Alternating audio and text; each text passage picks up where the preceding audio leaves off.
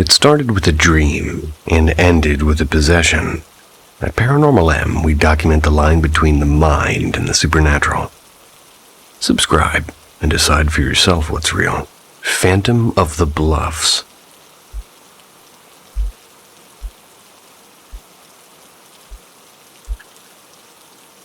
It was the summer of 2010.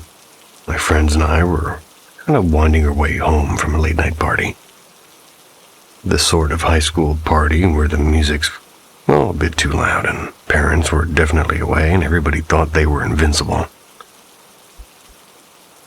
There were 3 of us that night. Me, Jay, and Kay. Each of us had brought our own cars, and at dawn, we decided to roll out together in a little convoy. Kay was up front, and I took the middle, and Jay trailed behind. The night before, Kay and I had taken ecstasy, and by morning the sharpest edge of the high had worn off. We're still buzzing enough to think driving through the back roads at 5 a.m. was a perfectly normal idea. The route home cut through a series of bluffs just outside town, a winding 10-minute stretch where deer were usually the biggest hazard. The road was empty, sunlight already spilling over the hills. I was focused on Kay's car when I suddenly saw her, veer hard into the opposite lane. My stomach dropped, and then I saw why. Right in the middle of our lane stood an old man. Thin, almost skeletal, gray-haired with a battered shopping cart draped in a blue tarp. He just stood there, staring as we swerved past. My pulse spiked, because who the hell was that? Our town was tiny. Everyone knew everyone. We had, maybe 2 homeless guys at the time, and both of them familiar faces, and this wasn't either of them. When we reached town, we split off our separate ways, and I was still shaking, eager to text the others about the bizarre encounter. But before I could type, Jay messaged, "Why did you and Kay both swerve like that?" I fired back instantly, because the man in the middle of the road, maybe. But Jay's reply froze me. There was no one there. The road's empty, dude. Kay chimed in almost immediately, describing exactly what I had seen. The gaunt old man, the gray clothes, the shopping cart with the blue tarp. We both insisted on it, and Jay insisted just as firmly that there was nothing. She hadn't seen anyone. Hadn't even noticed us swerving until it was already over. Now, maybe it was just the ecstasy messing with our heads, but back then, Kay and I often saw shadow figures when coming down from a high. This was different. This wasn't some vague blur on the corner of your eye. It was a man in full detail, clothes, cart and all. We both saw the same thing, exactly the same way. The Bluffs had their share of tragedies. Old stories about cars plunging into the canyon back in the 50s, but never pedestrians. Never a man with a cart. To this day, I don't know if we dodged a hallucination or a ghost.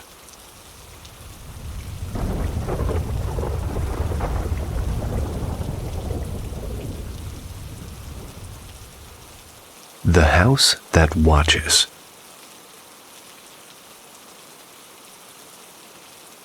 My partner and I bought our first home in February of 2024.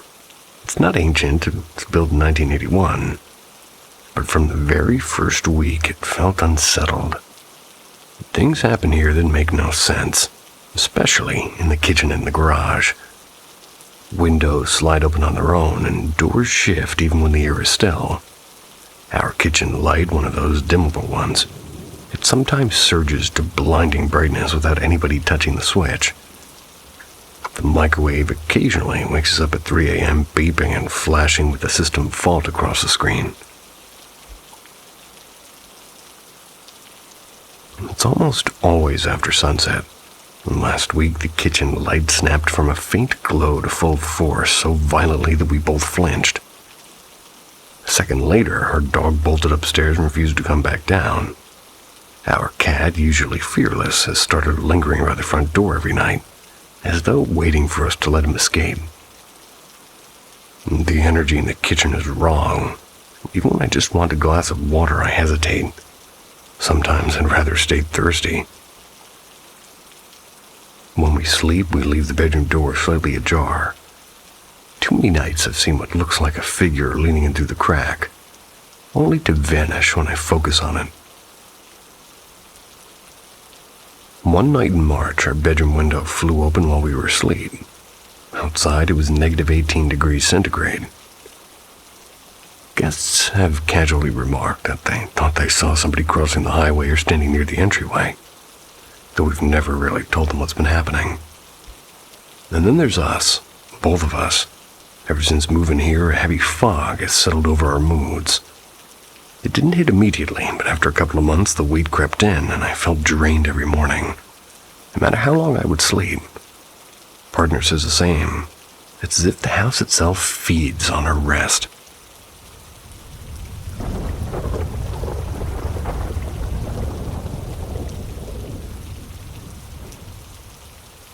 The Sealed Vault. When I was about 16, must have been 12 years ago, I joined a summer camp in northern Spain. They organized overnight hikes for teenagers. That's where we'd sleep out under the stars in a meadow. The spot was beautiful, right beside a stream that fed into a small waterfall with woods sort of hemming us in on every side. But one evening, while wandering with a few new friends, we stumbled upon something strange, a forgotten cemetery. It wasn't large, and it was barely a dozen graves surrounded by a rusted wrought iron fence. The stones were old and weather-worn, all from the 1800s.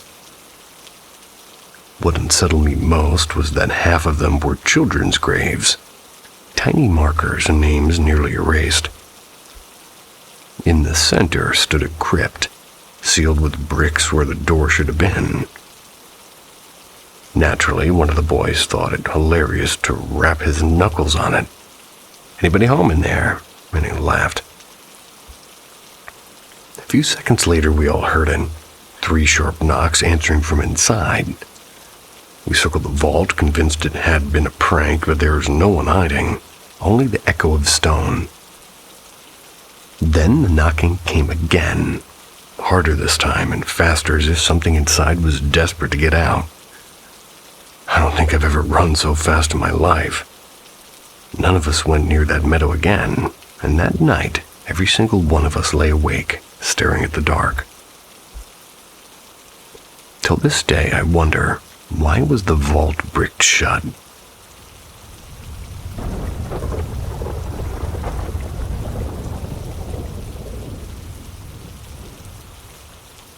The Visitor Who Never Knocks.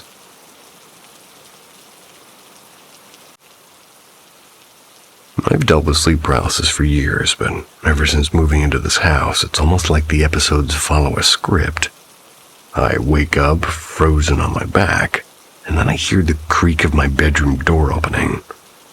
Somebody steps in, walks across the room, and without a word slips into bed beside me. After a while, they get back up, leave, and pull the door shut behind them.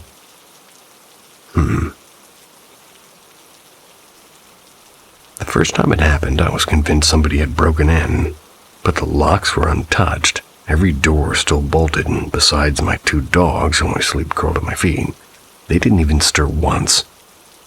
If it were real, they would have raised hell, so I told myself it was just another cruel trick of sleep paralysis.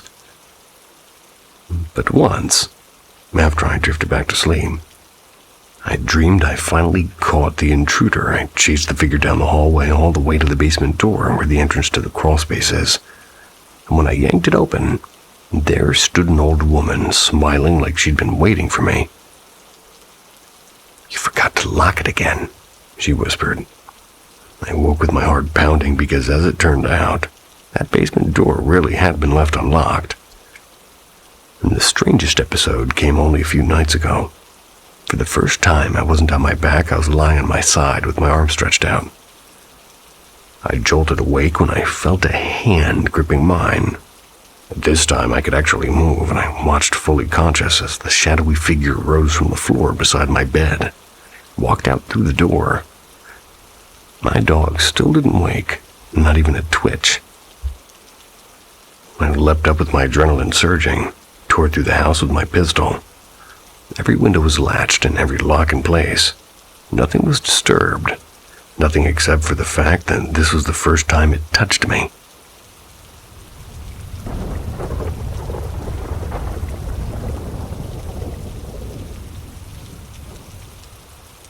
The silent escort. Me, a 35-year-old female, my best friend, a 36-year-old female. We went for what was supposed to be a regular Sunday walk in the forest.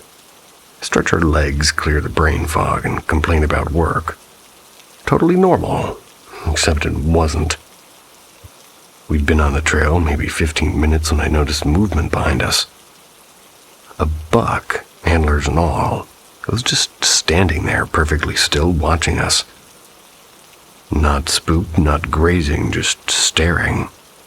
I thought, oh cool, a free nature documentary. But then it started walking after us, like slow with measured steps. Never closing the gap, never letting it widen either.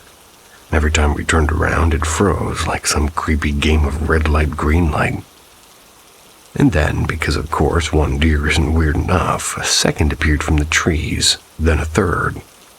By the time we reached the fork in the trail, there were 6 of them. 6 deer all in this eerie half-circle shadowing us, heads up, ears twitching, eyes fixed.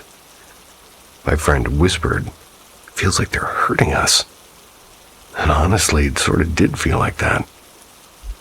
They didn't stop until we reached the parking lot. One even stood at the edge of the woods with broad shoulders against the dark, just watching as we unlocked the car. I swear it didn't look away until the engine started, and we can't shake it. Were they protecting something deeper in the woods, or were we trespassing somewhere we shouldn't be? It felt like less of a coincidence and more like a warning.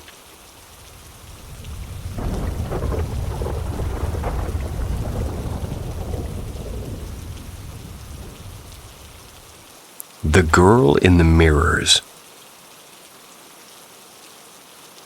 This happened about 1.5 years ago, and I share an apartment with my sister, though she's usually off traveling.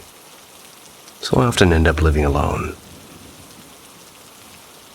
The building itself is old and the kind that's been modernized in strange ways.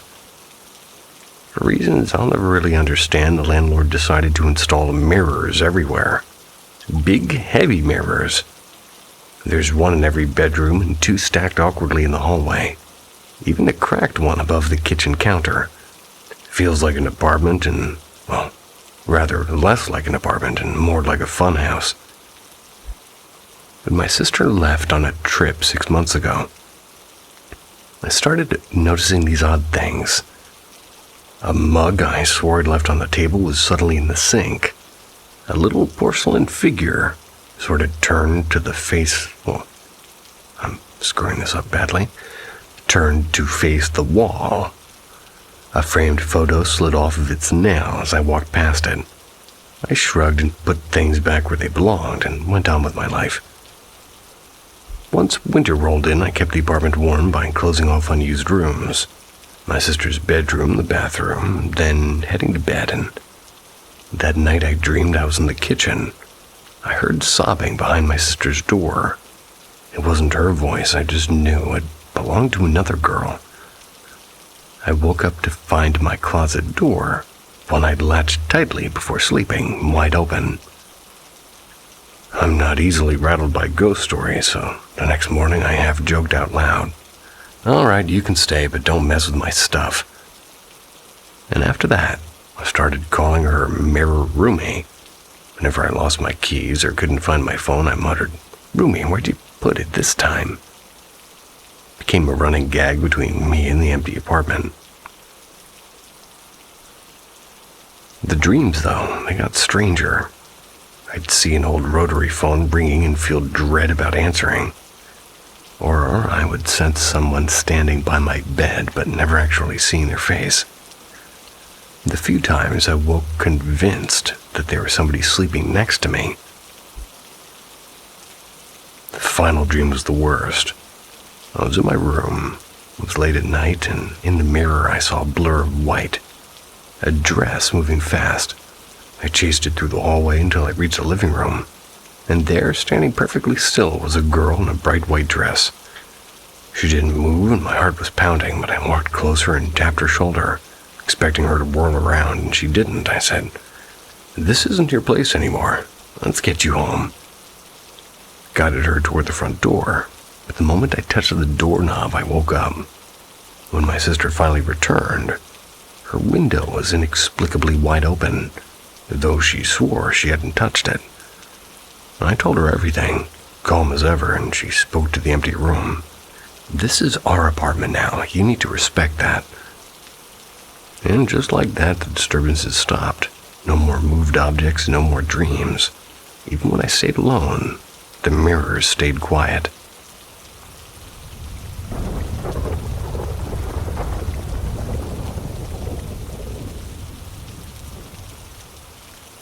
Echoes at the ship's edge. For as long as I can remember, I've been weirdly tuned into the energy of places. Some rooms feel light and harmless, while others hit me like walking into a wall, thick and heavy and impossible to ignore. Usually the shift is abrupt, like a door slamming shut behind me. A couple of weeks ago, I finally visited the RMS Queen Mary. I was thrilled, and I was in a great mood with good company, plenty of laughs. Most of the ship carried that eerie museum-like heaviness I expected, but nothing alarming. Then our guide steered us into a dimly lit lounge near the forward section, and that's when things turned strange. It wasn't fear I felt, it was sorrow. Not my own, but as if my body suddenly remembered a tragedy my mind knew nothing about. My chest sank and my throat tightened, and it was hard to breathe, yet mentally I was fine. I live with anxiety and depression, so I know my usual patterns. But this was different. It felt borrowed, like grief that didn't belong to me. The guide then explained this was the very part of the ship where the Queen Mary collided with another vessel, sending hundreds of men to their deaths. And as we moved closer to the bow, the pressure in the air only deepened. My jaw shook uncontrollably, my eyes blurred with tears, and my hand trembled even though my thoughts were perfectly clear. It was as if my body was carrying the weight of ghosts. And then, just as suddenly, it ended. Stepped out of that space and the heaviness lifted, and sunshine through a cloud and normal again.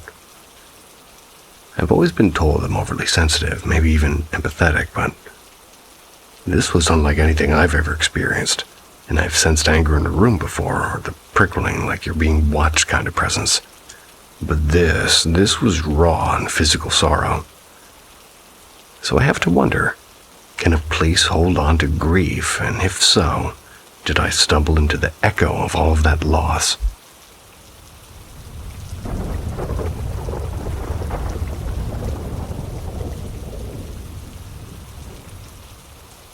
The girl with the green eyes. Never posted here before, but my family is completely at a loss. For the past 5 years, there's been a presence in our home. We call her the little girl, though what she is doesn't really feel like a child. It started with my brother's baby monitor when he was just a toddler, and he's almost 5 now. We'd hear her voice whispering through the static, carrying conversations none of us were a part of. My brother says that she plays with him, but the stories don't add up. In his upstairs room, he tells us that they're mean to me, and she says I should leave. But downstairs, he insists that they're nice and they play with me. Last week he mentioned she'd joined him in a dream. Curious, I asked what she looked like. He hesitated and then said that she doesn't have hair, she's all black and her eyes are green. He spread his fingers wide across his face and stretched his eyes open until they looked almost too big. And her neighbors once admitted that she'd been in their house too, but After a cleansing ritual, she vanished from their lives. We weren't so lucky, and somehow she stayed behind with us. Lately, my brother has formed a strange attachment to a porcelain doll that we bought at a flea market months ago. He won't let my parents throw it away. And when she's around, little things start happening, like lights flickering and pillows sort of turning up in the wrong rooms and our dog barking at corners of empty walls. One night, a can of air freshener launched itself at my dad, and we even bought an EMF reader. Certain spots in the house spike up into the 130s, 140s. Every time we test, it's the same. The numbers climb only in the spaces where my brother says she stands. You can't quite describe her as a real person, just a shadow with green eyes. We've tried searching online for stories that match hers, but nothing comes up. My parents are desperate enough now that they're planning a full cleansing of the house. I do not know what's going to happen, but I do know one thing. She isn't leaving on her own.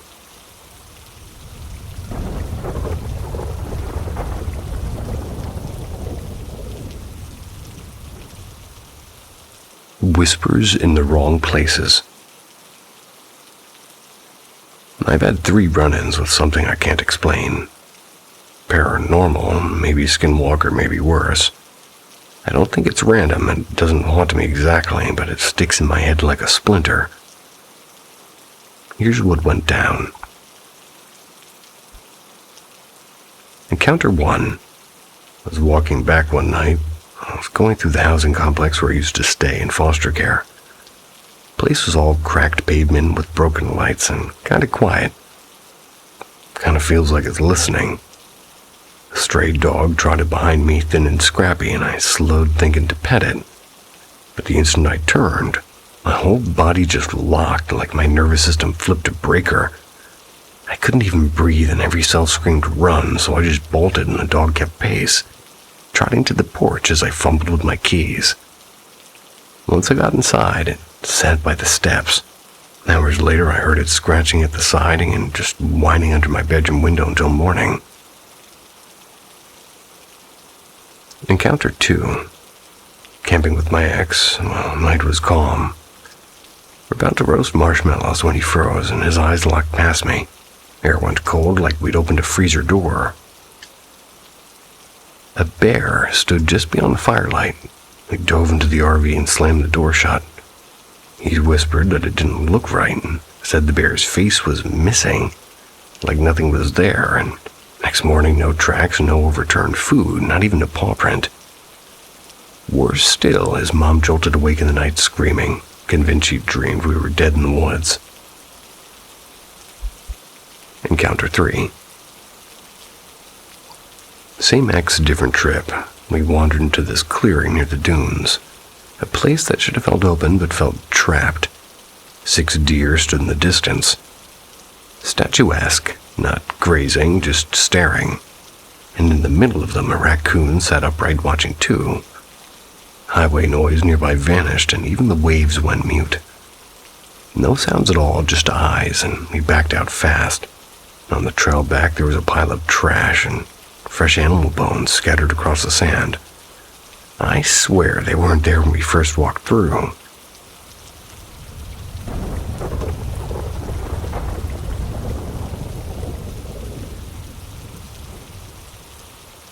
The visitor in the doorway. Middle of the night, I rolled over trying to find a cooler spot on the sheets, drifting toward my husband's side of the bed.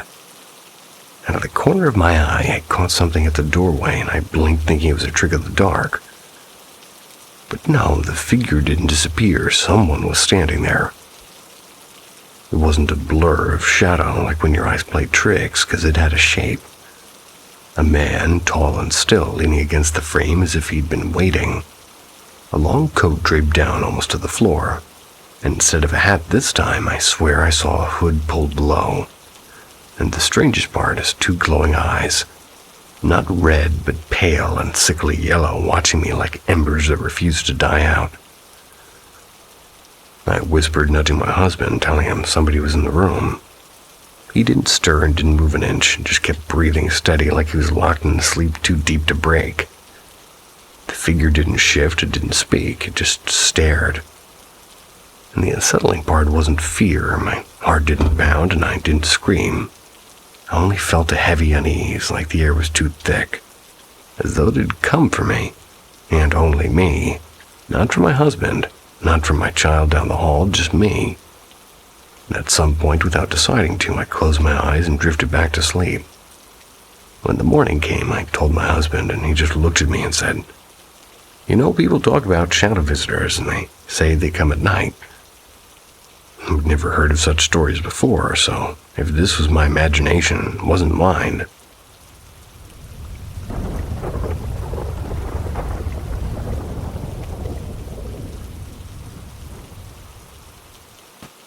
The scent that walked beside me. When I was about 6, my great-grandmother passed away, and the truth is, I don't remember much of her, only that she carried a scent that was unlike anyone else's. It wasn't perfume exactly, but a mix of lavender soap and something older. Something worn into her skin. Kind of brutal, but okay. Years later, during a move, I opened a cedar chest filled with her scarves and her handkerchiefs. That same scent rushed out and hit me so hard I cried, and felt like she had stepped out into the room just for a second. I sealed the scarves in a canvas bag, almost like I was trapping the memory itself, and this part will matter later. Last week, during my usual late-night walk, I suddenly caught that smell again. Came out of nowhere, wrapping around me in the dark, and my chest tightened and I thought I might collapse. And for 2 blocks, it clung to me like invisible company. But when I reached the streetlight outside the pharmacy, it vanished. Nothing else I've ever known has smelled like her, and I rushed home and told my mom. We went straight for the bag of scarves. The drawstring had somehow come loose and the scent was faint and almost gone. My mom swore she could still detect it, but to me it was empty air. The next night it returned, same place, same 2 blocks, then gone at the pharmacy. And after that, nothing but silence. Just me in the night again. I can't explain it, and I kept wondering if she was watching me. Especially now, since I was recently diagnosed with a chronic illness. My doctor warns me about pushing too hard during humid nights. Yet those were the nights I walked anyway. Maybe the scent was her way of keeping me company, or warning me, or both. I don't know, I just wanted to share this in case somebody else had a similar moment like that. Where a loved one finds their way back, not in a body, not in a vision, but in the strange persistence of a smell that belongs only to them. She wasn't in my life for long, but her presence lingers, sometimes on the wind and sometimes in memory, and always in me.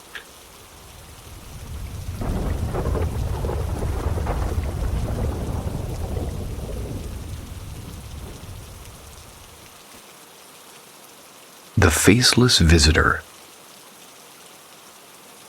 I swear I left my body once. I'm 23 now, and it wasn't a dream. I remember it as clear as daylight. I must have been around 9 years old, and it was late at night, and I was just snacking on sour gummies while watching Full House on my little TV. My brother was asleep on the floor, my sister in her bed, both completely out. My room was arranged kind of oddly. The door was on the far end of the wall, and my bed was pushed right up against the same wall. Just not all the way in the corner. The TV sat on a rickety dresser straight across from me. The glow from the screen spilled into the hallway, just enough to outline the first few feet, while the rest of the hall dissolved into pitch blackness. Then it happened. My body froze like sleep paralysis, but worse. My eyes slammed shut and I couldn't move them. I couldn't twitch a finger and I couldn't breathe. Not one single inhale. My brain, though wide awake, registered everything in terrifying clarity. And then suddenly I wasn't in bed anymore. I was standing right at my doorway, staring into the dark hallway. I tried to turn around to see my body still lying there, but it was like somebody had sealed that view off for me. Oddly, I didn't panic, I just accepted it. And that's when I noticed movement. From the far end of the hallway, a figure stumbled toward me, and I knew instantly it was me, or rather a version of me. Same height, same school uniform, a pale button-up shirt with a faint stain near the collar. Navy pants creased from too many wears, but this me was wrong. Its face was nothing, just a smooth shadow where my eyes and mouth should have been. Its body lurched forward in a jerky, broken motion, like a puppet with its strings cut. And it got closer. Closer for the first 3 or 4 seconds. I stared at this faceless, limping version of myself walking straight toward the doorway. And then snap, I was back in my own body. My lungs burst open with a desperate gasp like I'd been underwater for too long. The rush of oxygen hit so hard it scared me more than the shadow did. And at the time, I hadn't been afraid of what I saw, but the second I woke in my body again, I shook with terror. Never forgotten it. Felt more than real life, and even now, thinking about it makes me shiver. I don't know what that thing was and why it looked like me, and why I wasn't allowed to look back at my body. But I do know this. I never want to see that faceless version of myself again.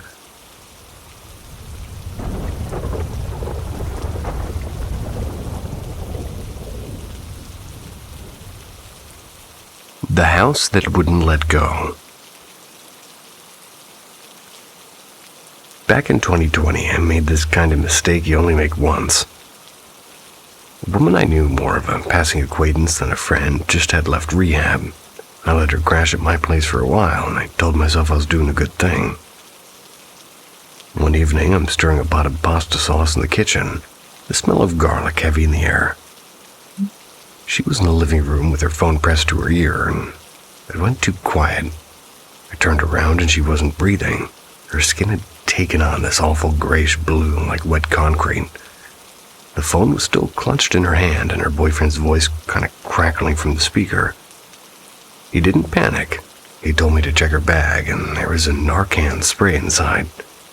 My hand shook, but I did what he said and she came back to life with a gasp. It was so sharp it cut the room in half. I thought that was the end of it. But a few days later I asked her to leave, and that night my world shifted. I woke in the dark with the pressure around my throat like invisible hands pressing down. My limbs wouldn't move and I tried to scream but couldn't, and when I finally forced myself awake, my chest heaving, I flicked on the closet light like a child terrified of shadows. For the first time in years, I was afraid of the dark. Then the impossible happened. All 3 toilets in my house flushed at once. The sound thundered through the silence, cut off the water supply just to calm myself down. And in the morning, I found 2 bruises on my neck, oval-shaped like thumbprints. I reached out to the girl just to see if she was alive, but got no reply. Days passed with silence, and my cat, who always loved curling up in the armchair where she had overdosed, refused to go near it anymore. He hissed at it once and then bolted. Soon the house itself felt hostile. I'd be cooking, minding my own business, and suddenly I'd feel a sweep of air behind me. Once I turned around and saw a shadow slide from ceiling to floor and vanish into the bathroom against all reason, and I just followed it. Something told me to check the trash, and buried inside was a small packet of powder stamped with a red skull and crossbones. It reeked of chemicals, sharp and bitter. And then came the whisper, maybe my own thoughts, maybe not, urging me to taste it. I don't touch drugs and never have. I flushed it down the toilet with my hands trembling. After that, the pipes wouldn't stop groaning and toilets ran endlessly as if the house itself was leaking. When my daughter came to visit, I said nothing, but after an hour she frowned and said, "I don't like the energy here." Gave the armchair away for free on Craigslist. The moment it left, the air felt lighter and almost normal. But only almost, because I moved into a new place hoping to start fresh, and for a while it worked, till the nightmares followed me. My cat would sit in my bedroom staring at the corner above the door and blinking. And one night I slipped into a lucid dream, so vivid I swore I was awake. My cats were yowling under the bed, but when I bent down to look, it wasn't them. A figure was crouched there, a girl with stringy black hair and eyes bulging and a mouth that stretched impossibly wide as she hissed. She looked like something dredged out of a nightmare forum on the internet, and I woke up screaming. And it's been years since. I haven't been the same. Anxiety has dug its claws into me, and my luck has soured beyond reason. People have even told me flat out that you're cursed, and sometimes I believe them. I never asked for any of this, but it feels like something asked for me.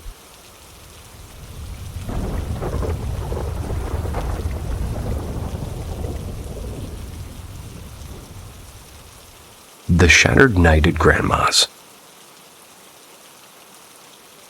So last week, my mom sent me a bunch of photos from my grandmother's house, and honestly, they looked like a tornado had run through the place.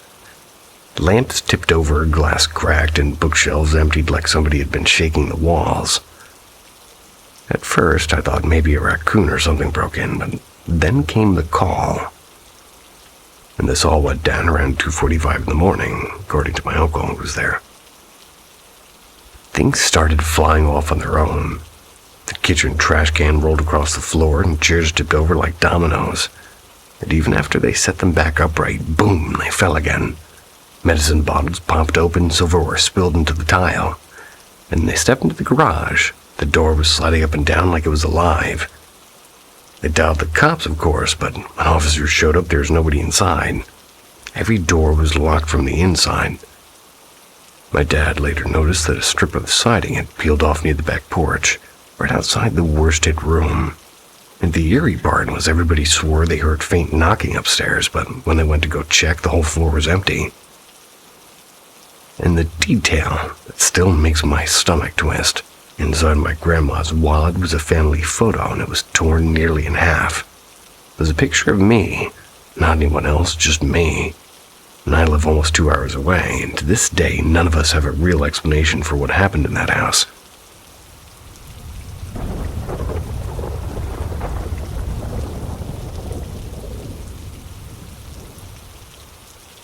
The Fire on Willow Road. Growing up in the backwoods of the South, my friends and I had a knack for drifting toward the places we were told to avoid. There was one in particular, a forgotten stretch called Willow Road. It held a weather-beaten church, a handful of collapsed barns, and a house that none of us ever dared step inside. That house sat crooked on its foundation, its porch splintered and windows black as if scorched. But when the wind blew through, the place seemed like it was breathing. We'd hang around there in the sticky afternoons, kicking up dust, tossing bottle caps, and daring each other to walk closer. But as sure as the sun began to sink, we'd scatter back home before the shadows grew long. One evening, though, we lingered, and the air was heavy, and it was orange with sunset. We stuck together, not bold enough to split off like usual as we crept past the house, but this thing made us stop cold, because on the porch, in the dim light, a figure sat stiff as stone. A woman, or what we thought was a woman, in a rocking chair that didn't rock. And then out of nowhere, a sudden flare of fire blazed inside the house, gone in an instant.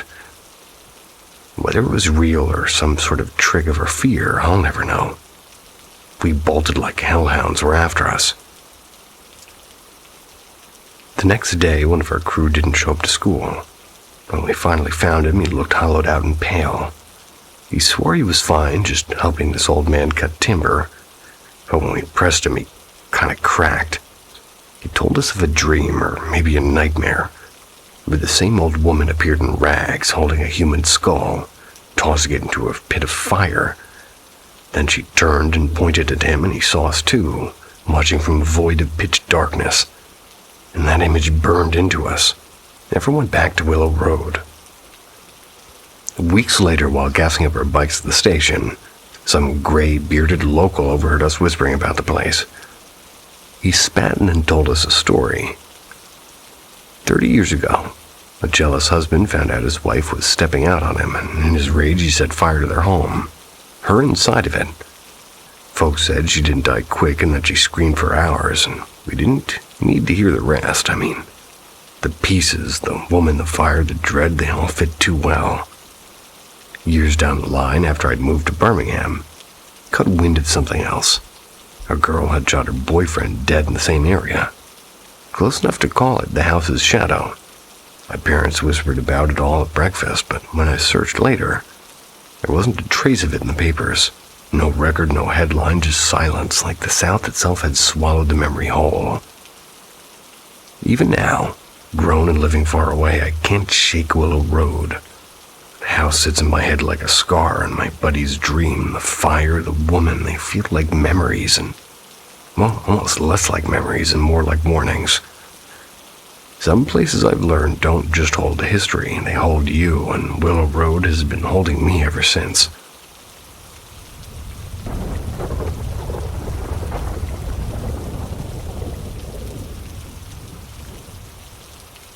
The Visitor in the Hallway. Let's rewind a bit. Early 2000s. Somewhere between 10 and 12, living out in the Pennsylvania countryside with my mom. Not only my mom, but my elder brother, nearly a decade older than me. 3 cats too, and technically 4, but one of them preferred to act like a ghost anyway. The house was brand new, built in 2002. We were the very first ones to move in, and it was cozy and modern and perfectly ordinary. Except it wasn't. See, I could never sleep in my own room. Something about it felt wrong. Not scary exactly, but like a smile that lingers a little too long. So most nights I'd crash in the master bedroom with my mom, each of us in our own bed. The room was connected to a walk-in closet, and this part matters. A trap door to the attic that no one's ever touched. It's one of those pretend it doesn't exist places. One night, Mom and I turned in while my brother and his friend stayed up playing Halo downstairs. The sound carried easily, and it was a small house, so I could hear their trash talking echoing faintly. Mom fell asleep quickly, snoring lightly, while I lay awake staring at the ceiling. And that's when I heard it, the hallway floorboards groaning, one after another, closer and closer. Not unusual at first, because somebody heading to the bathroom was maybe happening, but the steps didn't stop. They came right up to our door, and the knob rattled. And the weird part is I could still hear all 3 guys laughing downstairs. No one should have been at that door, and my stomach dropped. I squeezed my eyes shut, rolled my face against the wall, and tried to look convincingly asleep. The knob turned, and the door creaked open. Something stepped in. The sound wasn't like regular footsteps, it was more like the crinkle of paper bags pressed against hardwood. It walked straight between my bed and my mom's, and I could feel it. The air got heavy, and I swear it looked at her first and then stopped right behind me. And then it leaned down, and I felt a breath in my ear, followed by 2 sharp inhales, like it was sniffing me. My whole body shook, but I didn't move. And then just as suddenly, it walked out, closing the door behind it. I bolted upright, locked the door, and sat there trembling until sunrise. When I finally drifted off, I was woken a few hours later by my mom's scream. One of the cats, my cat, the clingy one, had bolted into the room as soon as she opened the door and kind of peed right at my bed. She had never done that before, and she's never did it again. After that, we locked the doors every single night, and almost every night, I'd still hear the floorboards creak outside and the knob testing our lock. Sometimes it gave up quick, and sometimes it lingered, pacing back toward the closet. And that first lock night, it even rattled the door so violently I thought the frame would crack. But over time, it got quieter and almost patient. My mom never noticed a thing, and she's the kind of sleeper who could snooze through an earthquake. My brother didn't believe me either until years later when I just kind of brought it up again, and even he admitted the house never sat right with him. The kicker is, when we eventually moved just a year or so later into a house that people claimed was haunted, there was nothing. Dead silence. I even slept in the attic there just to test fate. No footsteps, no doorknobs, no nothing. Whatever it was, it stayed behind in that brand new quote-unquote perfect house. Funny enough, that place has chewed through 3 more owners since we left. Sometimes I think about going back just to see it. Then I remember the sound of plastic feet in the dark and, I think I'll pass.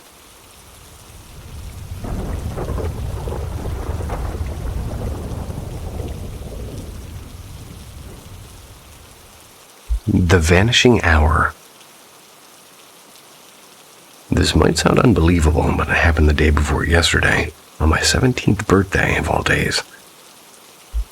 My friend, a 17-year-old male, and I had gone out of town for a mountain bike race. These weekends always run the same way. Saturday's practice, Sunday's the real deal.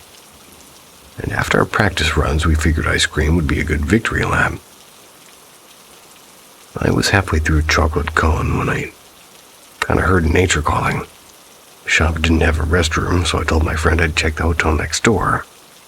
He tagged along, and it was around 6 p.m. and sun just started to fade.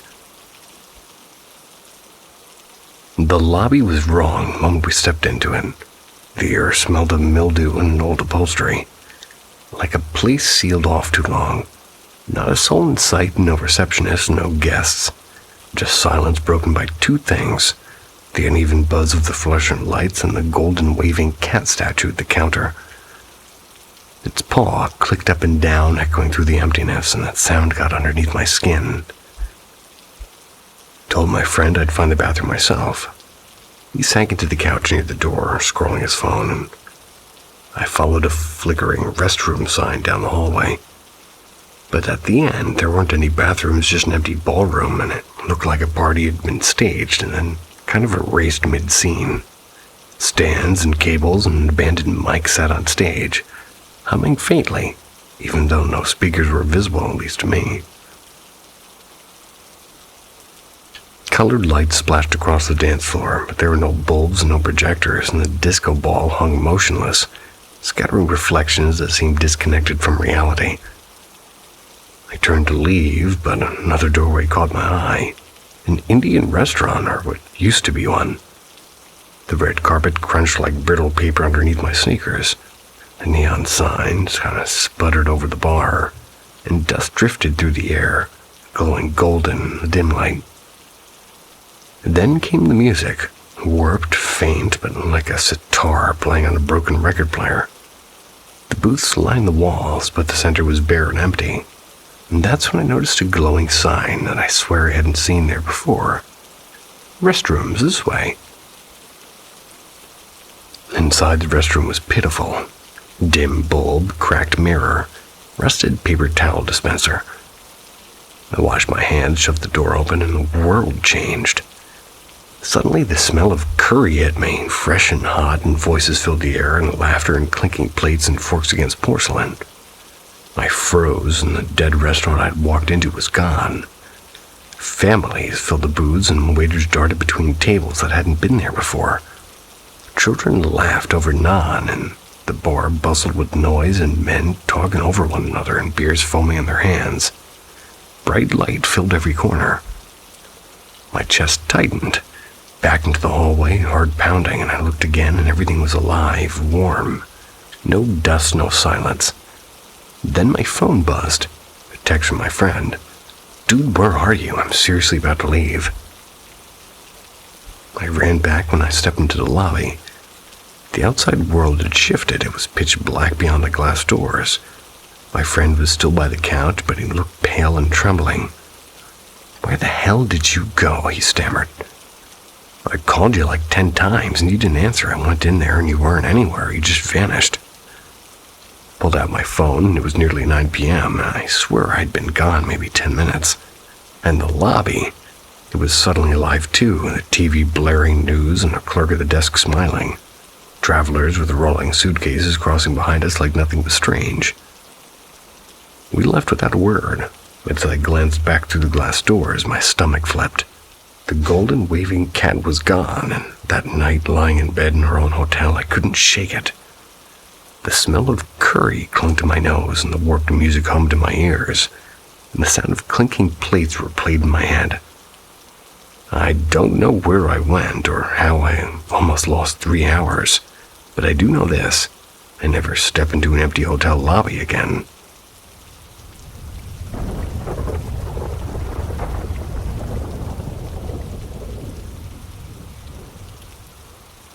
The heavy room. I've never thought of myself as somebody who's sensitive to energy or spiritual atmospheres. Honestly, I usually roll my eyes when people talk about that stuff. I grew up in a creaky old house, sure, and I did love antique shops and even walked through abandoned hospitals without ever feeling anything beyond curiosity. But there was this one time I stopped by a very old bookshop in a neighboring town, a place I'd visited a handful of times before, and there's an upstairs section filled with dusty shelves and uneven wooden floors. I went up there alone, as I usually do, and then suddenly this wave of unease hit me. Not fear exactly, but that strange, irrational kind of pressure in your chest that just says you shouldn't be here. I told myself I was imagining it. I don't believe in bad vibes and never have, but the feeling didn't go away. My pulse kicked up and my stomach dropped, and I just muttered, "Yeah, nope." Walked straight back down the stairs, and it really wasn't that dramatic. Just an urged need to leave, as if I'd overstayed in a place that didn't want me. It reminded me of something that happened years earlier. My mom was helping with an estate sale at this big, elegant house. Most of the rooms were perfectly ordinary, even beautiful. But near the front entrance, there was one small parlor that felt different. Heavy, as if the air was thicker in there than anywhere else. I couldn't shake it, and I didn't see anything. I didn't hear anything. Just the weight of it pressing on me until I stepped out.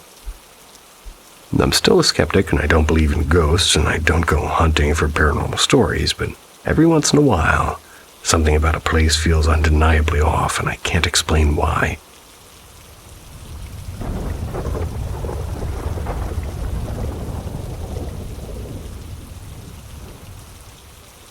The Man at the Glass Doors. I always assumed the whole thing began when I was grown, but the truth is, it was about dreams. Dreams I used to have and haven't had in years. Back then, I would smoke myself numb before bed just to shut them off, and I hated them. I mean, I really hated them. About 7 years ago, I had to move back into my parents' house for a while. My dad was sick with cancer, and my mom was slipping further into dementia. It was brutal. I worked days and helped them through the nights, and the place was my old childhood home, but I didn't even have a bed anymore, so I would crash on the sofa in the living room. Across from that couch were these tall sliding glass doors that opened to the backyard, and I'd pass out staring right through them. And that's when the dream started repeating.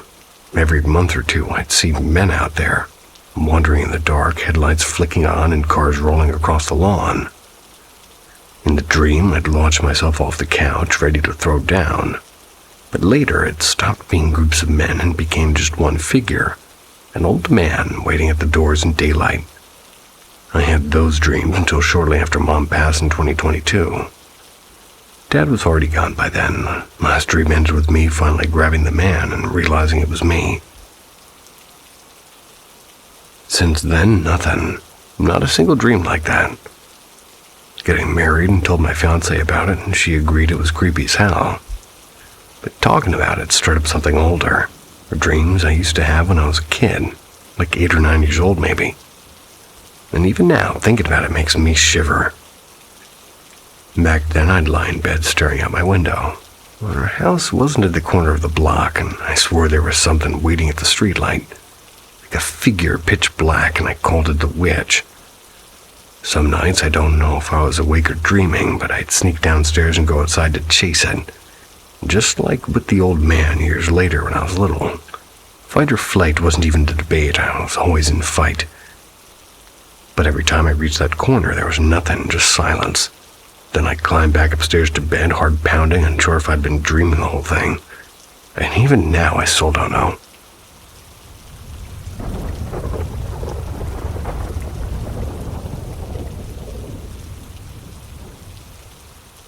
The Girl Who Wouldn't Wait.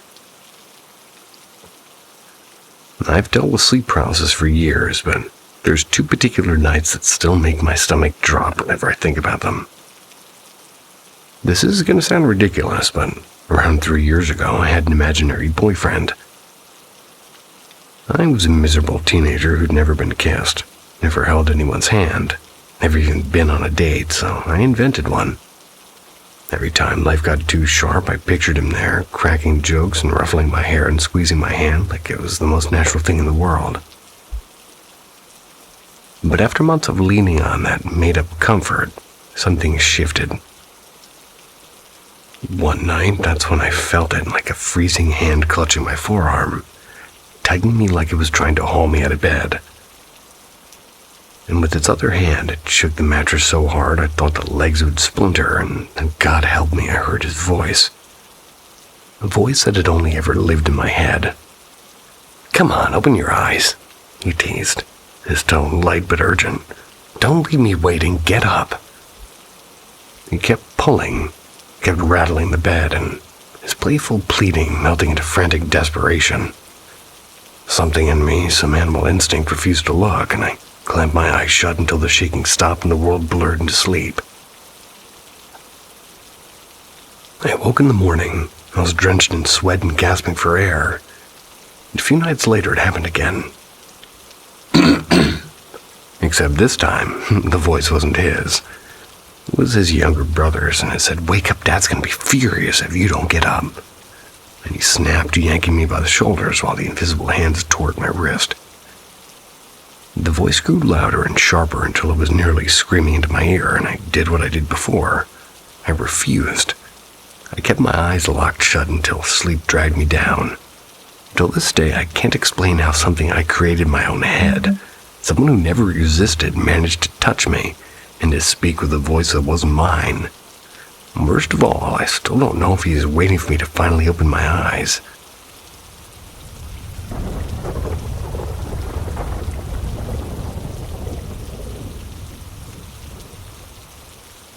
The Breath in the Dark. 1:32, give or take. Got bored, turned off my laptop, rolled onto my bed, flattened my back, eyes shut. Room was silent, just the usual hum of the night. Mind starts drifting, half dreaming, letting random thoughts stream themselves together. Then out of nowhere, a voice cuts clean through everything, deep and gravelly and wet with air, and it says, "Hey." I don't use that name much. Most people call me by my shorter version. But whatever, doesn't matter. What matters is that I froze, didn't move a muscle, and just snapped my eyes open. First thought is my sister was messing around with me. Glanced toward the door and there was nothing, still darkness.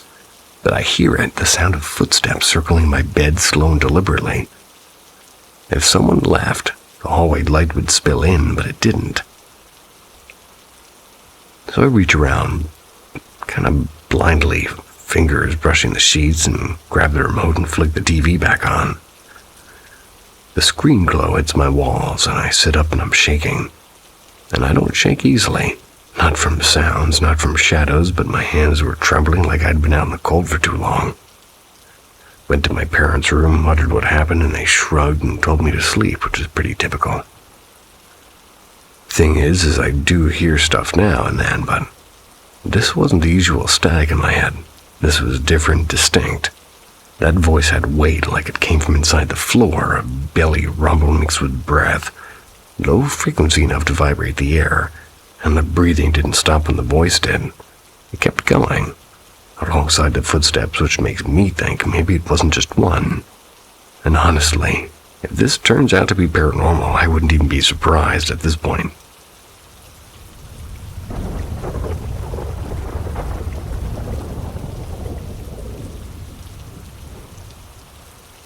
The Hat Man in the Hallway. Ever since my grandmother passed, the air in my house hasn't felt normal, and I've always been a little too sensitive to things that aren't there, but lately, it's crossed the line from unsettling to unbearable. Usually begins between 1:30 and 3:30. I'll be lying in bed scrolling on my phone, and something shifts in my peripheral vision. At first, I blamed it on lack of sleep, but the images are too sharp and too deliberate, and sometimes is a tall figure in a bowler hat.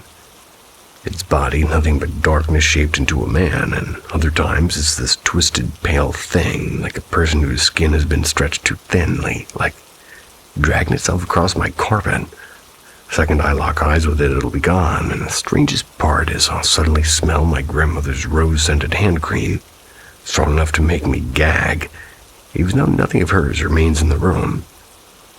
The hallway's the worst, no matter if it's 12 a.m. or 4 a.m. When I walk down it, icy air presses against the back of my neck.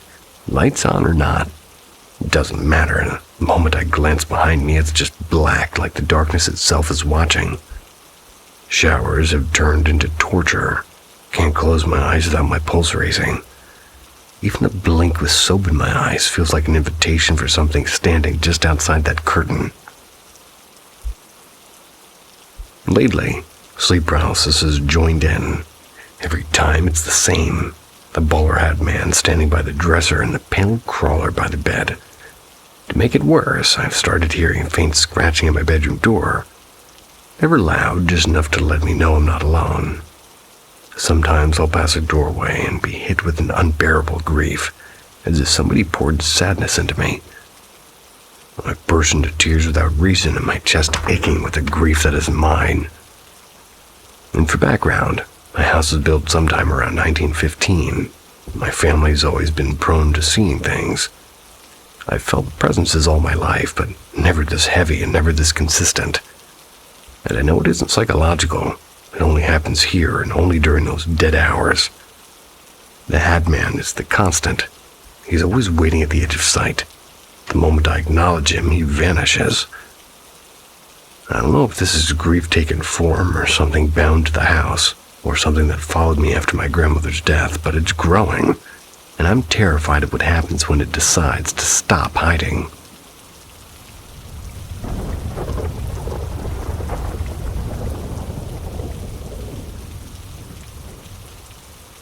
The Compass of Midnight. Last night I had one of those unsettling dreams that feels more like a memory than a dream. I quote-unquote woke up in my bed, only this time my phone was glowing a faint blue, humming like it had a heartbeat. The only app on my screen was an icon I didn't recognize, a compass surrounded by symbols I couldn't read.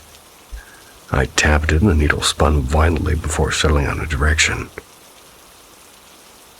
The walls of my bedroom dissolved, and suddenly, as I was standing inside like this vast abandoned train terminal with cracked tiles and flickering lights stretching into darkness, no people, no sound, just the endless echo of my own footsteps. The compass urged me forward, pointing down stairwells that seemed to go on forever. And at the bottom I found an enormous pair of bronze gates. They were covered in carvings that looked like half ancient, half mechanical. When I pushed them open, I entered a library so impossibly large it felt like it had no ceiling. Books floated in midair, their covers blank, while voices whispered my name from nowhere. One book dropped into my hands heavy as stone, and I opened it, and every single page repeated the same line over and over. You should not be here. My chest tightened, and my whole body began to buzz like static. I felt myself sinking into that terrifying paralysis, and I screamed, "Wake up," until the dream just shattered.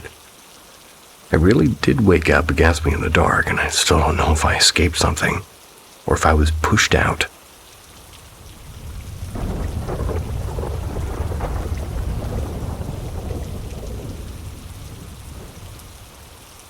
The Man at 213. I've never been the kind of person to buy into ghosts or spirits or anything beyond the ordinary. I enjoy supernatural stories as fiction, sure, but I've always kept a comfortable wall between spooky tales and my own life.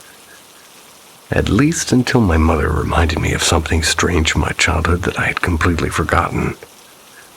Now I'm not quite so sure. When I was about 6, and I'm 27 now, My grandparents decided they needed a single-story home, easier for them to manage.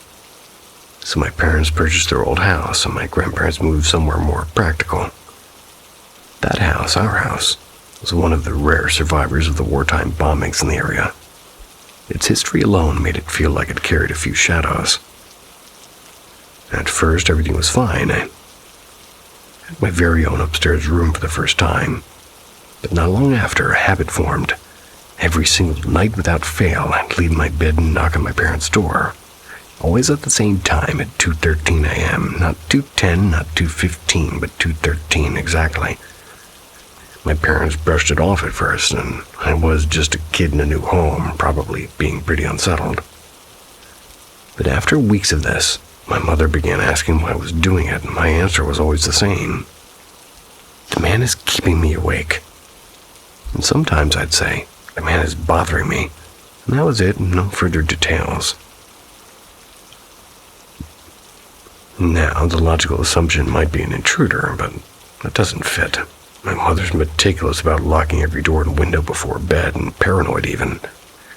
Besides, my room was upstairs with no fire escape or ladder, no way for anybody to sneak in, and the alarm system never so much as chirped.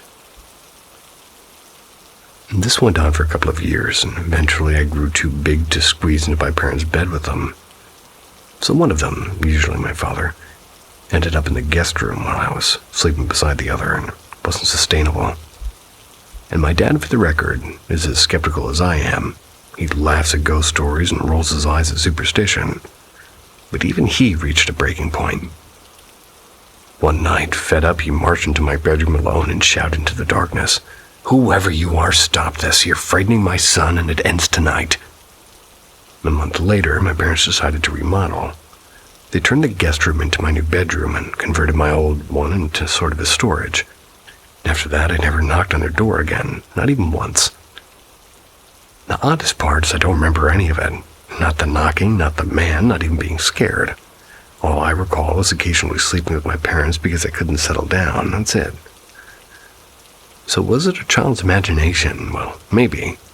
It's hard to ignore that I always woke at exactly the same time, and that my dad, staunch non-believer by the way, actually shouted at thin air to protect me. Maybe it worked.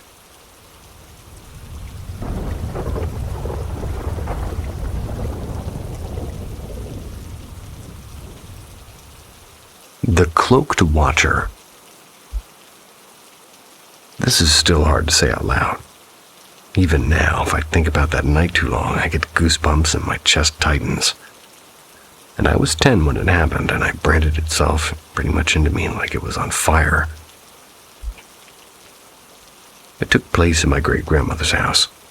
I never knew her, and she died years before I was born, but everyone in the family swore she wasn't like other people. My mom used to whisper about her strange books, the candles, the little jars of herbs and bones that she kept hidden. Nobody ever touched her old sewing room. The door's been locked for decades now.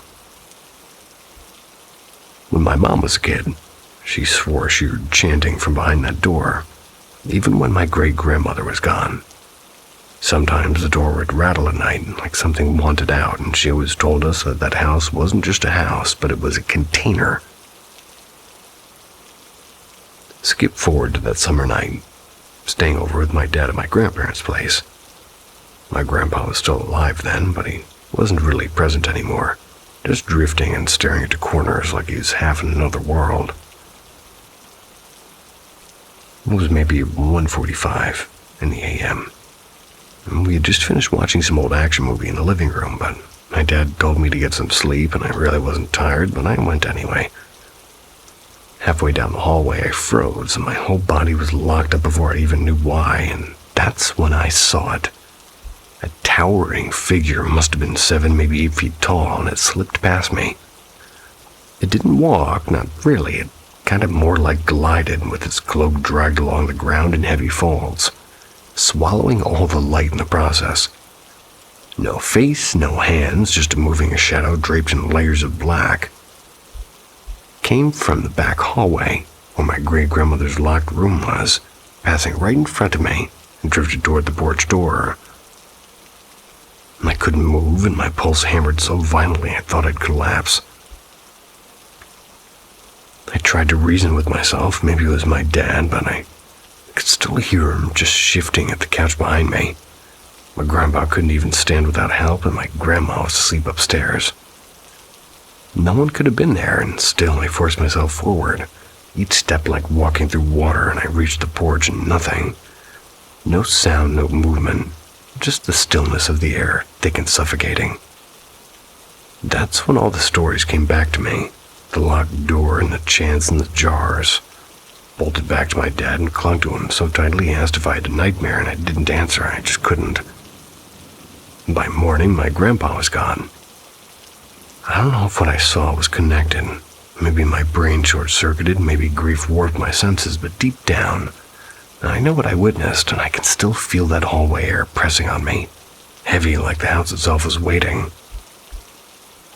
Years later, I still can't explain it. Part of me doesn't want to.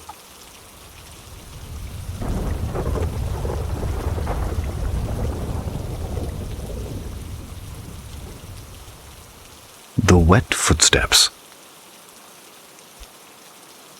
So this went down last night, around 3:30 in the morning. My cousin, who's 29, swears he heard heavy, wet footsteps, just like a couple of meters behind his bed, and everybody else, me, my grandparents, and my uncle, sleep upstairs on the second floor. He's the only one who sleeps downstairs. For context, I'm from Lithuania. My family is pretty religious. He said he woke up to the sound of somebody walking, not shuffling, not creaking, but actual footsteps. They turned on the lights, opened his door, nothing. The noise stopped dead and the hallway was empty. At first, I thought maybe a rat or something, but he was very clear and it sounded like a grown man, like 90 to 100 kilos, like slapping around in dripping wet slippers. Pretty creepy. He went to the bathroom, came back, and somehow managed to fall back asleep. I want to say it was a dream, or maybe he exaggerated, but the way he described it, all the little details, it sounded too real, and he insists he knows exactly what he heard. And the thing is when he told his mom, she said the exact same thing happened to her years ago. Not just her, but my uncle's ex-girlfriend too. About 10 years back, they're staying at the same room. Both of them heard somebody heavily, like walking up and down these stairs, then actually rattling the doorknob, same weight, same time of night, around 3 or 4 a.m. Me and my dad have also slept in that room a few times, and every single time there's this pressure, like the air's heavier. Not scary exactly, but unsettling. My grandma once brought a mass for her brother. Bought a mass. My grandma once bought a mass for her brother, who drowned decades ago. After that, all the noises stopped, and for years nothing, but now it's back, and honestly, none of us are too comfortable with that.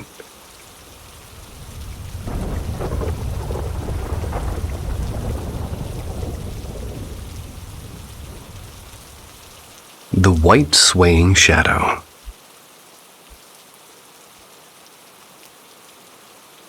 This isn't my own encounter, but something my mother shared with me. She's 41 now, and for nearly 2 decades she worked as a geriatric nurse in a nursing home.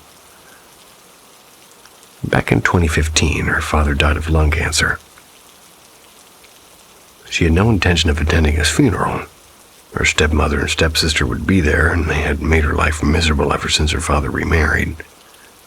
But before the funeral, during one of her late shifts, something happened. That night, she was the only nurse on a unit with more than 30 residents.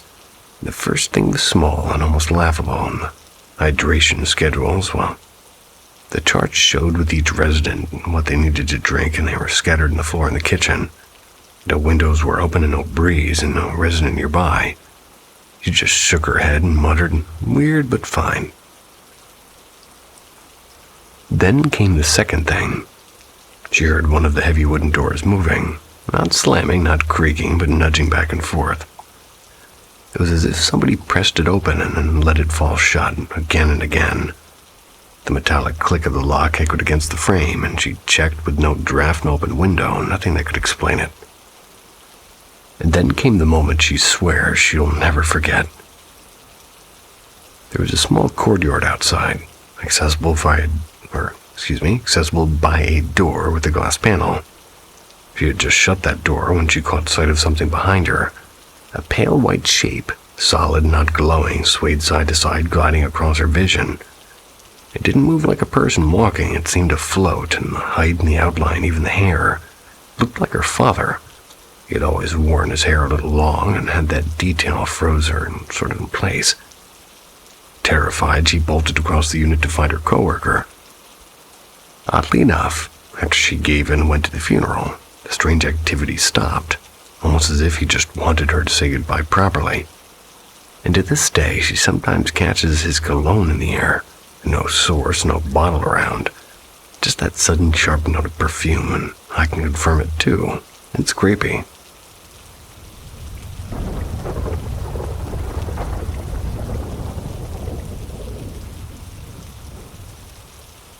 The face at the door. I'm 17, freshly moved into this new apartment in South Carolina. My mom's been here a month ahead of me, and I joined just last week. To be blunt, the place is a mess with dirty walls and light switches painted over and bugs marching around like they own the place. First floor unit, not the best part of town. It's the kind of place where you mind your business and lock up twice.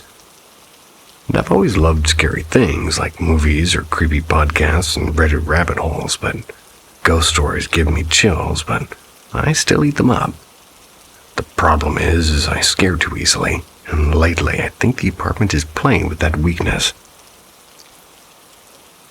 I have a 1-year-old cat named Milo. Usually calm, but since we moved in, he's turned into a professional scaredy cat.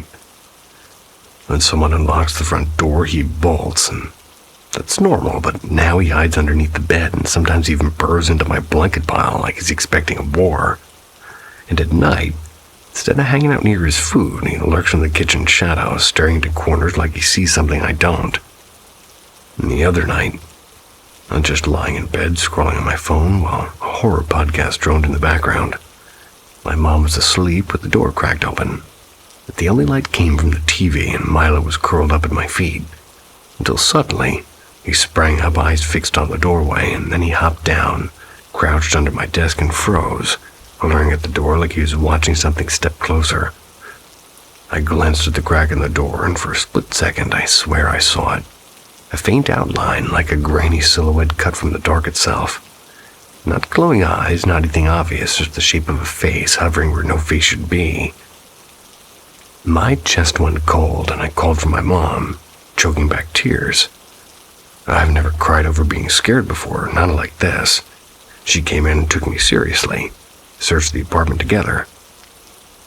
It's small, so it didn't take long, but when we reached the dining room, she noticed the back door unlocked, and neither of us had touched it. That unsettled me more than the shadow. She didn't stay the night in my room, but I lie awake, praying and feeling that thick, heavy energy pressing in.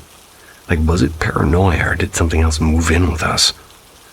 I don't know if the apartment is haunted, but I know Milo sees something I can't, and that's what terrifies me.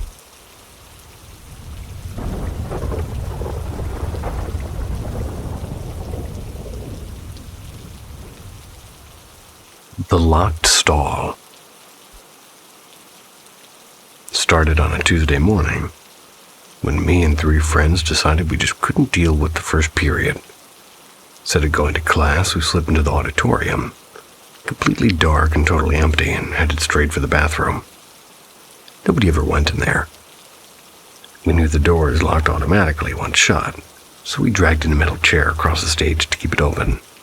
And inside the bathroom, we crammed into the biggest stall and sat in the cold tile and started whispering. That's when one of my friends casually dropped. You know, yesterday we talked to a dead girl in here. I froze and I said, what do you mean? She said that the day before, she and another friend were hiding in the same bathroom when a girl came in, complaining about how much she hated the auditorium, how it was always crowded and too loud, and they watched her walk into a stall and lock it and then never come out, and she just vanished. 30 minutes later, we heard it in the scrape of our chair moving, followed by the heavy slam of the bathroom door locking shut. My stomach flipped and we thought a teacher had found us. Then the door creaked open, slow and loudly, and we heard footsteps coming closer that were too steady and too deliberate. Two voices began to whisper, not loud enough to understand, but close enough that every hair on my arm stood up, and then a flush and a crying. A girl's sobs echoing through the bathroom. I thought maybe I was imagining it until my friend whispered, "You hear that too, right?" Another friend peeked under the stall and shook her head violently. No one was there. I tried to record it. My phone screen froze like it had locked itself. And just when it did unfreeze, the sounds from the auditorium began, like dozens of voices, muffled but urgent, as if the whole crowd had gathered. Music, too, faint but real. None of us wanted to open the stall, and we sat there, barely breathing, and as sneakers squeaked back and forth across the floor, shadows moved, but no legs appeared under the stalls. When the bell rang finally, we bolted, and the chair we'd left was gone. Always silent. We didn't look back, we just sprinted for the other doors that led outside. I made it to a second period, but I couldn't focus, and to this day, bathroom stalls make me nervous. Not because of what's inside, but because of who might never leave them.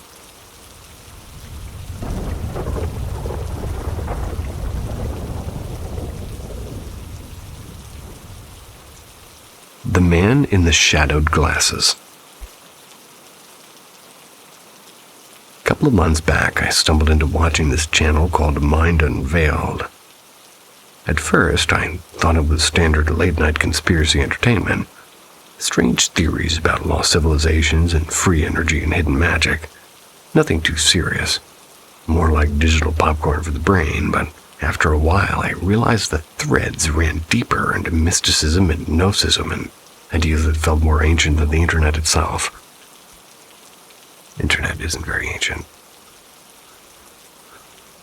One afternoon, not long after sort of binging a few of those videos, I went to Target with my sister. Everything was normal until we got near the self-checkout. That's when I noticed him, an older man, maybe in his late 40s, standing near the lottery ticket machine. He's dressed plainly, with jeans and a polo, like everyone's dad, basically. But what had caught me off guard was the way he was staring. He wore thick mirrored sunglasses indoors, the kind that almost took like chrome and, well, looked like chrome. I just screwed up completely. I couldn't see his eyes at all, yet I knew they were fixed directly on me. And as we walked past, his head followed, slowly, unnervingly, like somebody trying to memorize every angle of my face. The whole thing felt wrong, as if I'd just stepped into one of those surreal dream sequences where time drags into slow motion. In my mind, I still replay the image, him lowering the glasses and behind them not eyes, just blackness. And the part that unsettles me the most, no one else seems to notice. The cashier kept scanning items. People in line, scrolling their phones, my sister picking at the pack of gum, and, well, when I asked her later, she said that she saw the guy, but insisted he wasn't wearing sunglasses at all. She swore he barely glanced her way. Meanwhile, I was left with this sharp, cold feeling crawling down my spine like I just brushed past something that wasn't supposed to be there. I don't know if it was paranormal or psychological or just my imagination running off after too many strange videos. All I know is that even now, months later, whenever I think about it, the memory doesn't fade like a normal one. It lingers, and unnaturally so, sinister and sharp, like the stare of a man whose eyes you never should have tried to meet.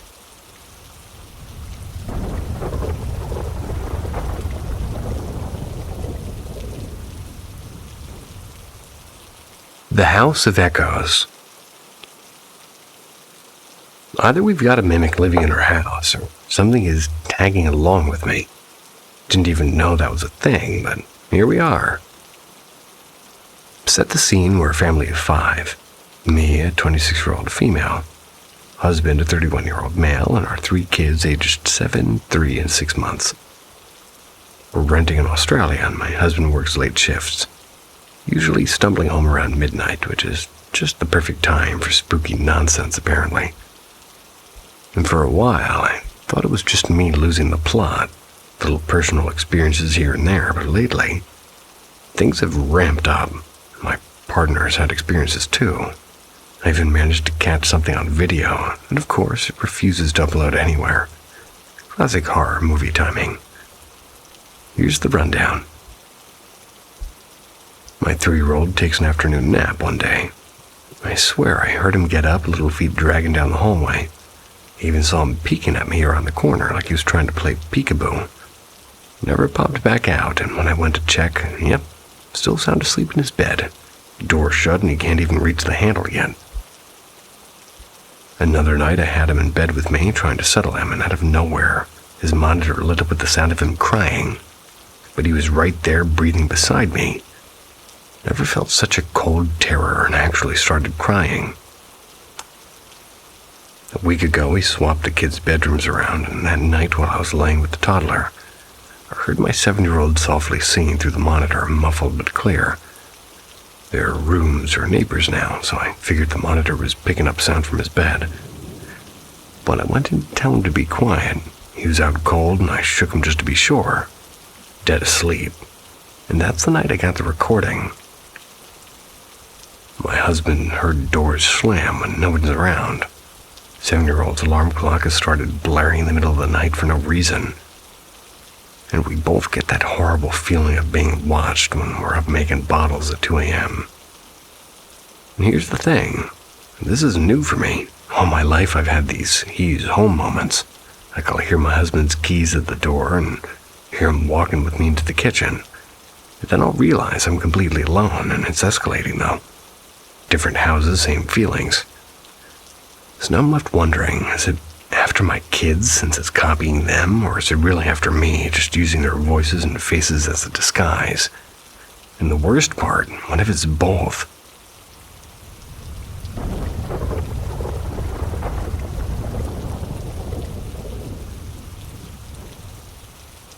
The Return of Clara. There's a woman who visits me in my room at night. Her skin is pale, almost the color of ash, and her hair hangs in a long, damp strand as if she just stepped out of a lake, and she wears a faded blue dress that looks like it belonged to somebody a century ago. Stitched lace on the sleeves, frayed at the edges. She always appears in the same corner near my window, never anywhere else. When she shows up, it's like the air thickens and my body won't respond, like I've been nailed to the bed frame.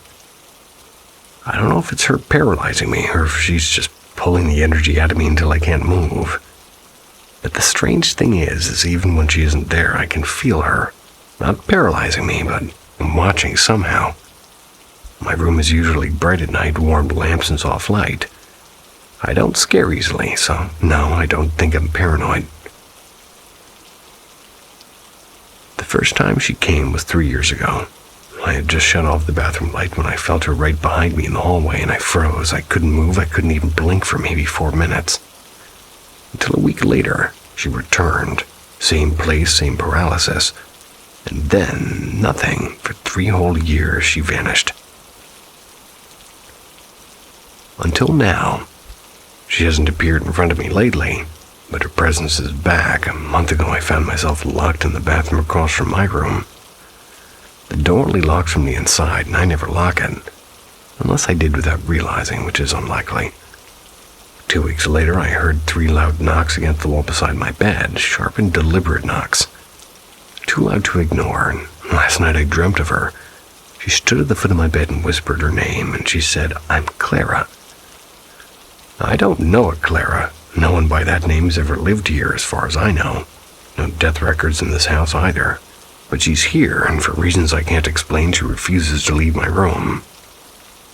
That was the name of my old bearded dragon.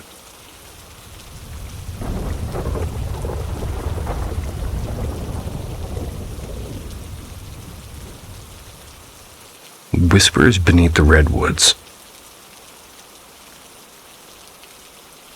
Last night, something unusual happened that I can't quite shake, and I'm wondering if anybody else has had odd encounters at the Cathedral Grove, or might know what it could have been.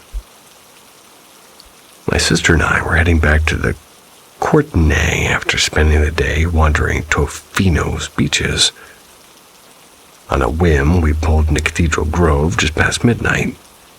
We didn't go into the trails, just parked and stood near the towering silhouettes of the Douglas firs. Even by daylight, those trees feel like guardians from another age, but at night, the stillness was so complete it felt unnatural, as if the forest itself was holding its breath. The air grew heavy, almost charged, and the silence pressed against us. And then out of nowhere, a sharp metallic ringing echoed through the dark, like two iron rods being struck together. Moments later, a deep crackling voice, wood splitting, and maybe a heavy stone tossed against another came from further in. My sister grabbed my arm, and without even discussing it, we both knew we weren't welcome there.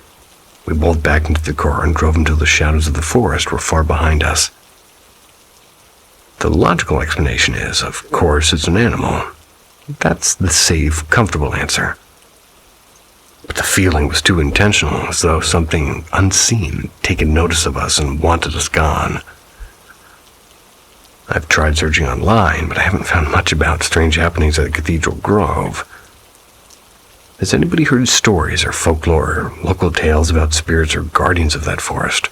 Because standing there, it didn't feel like we were surrounded by trees. It felt like we were trespassing in someone else's domain.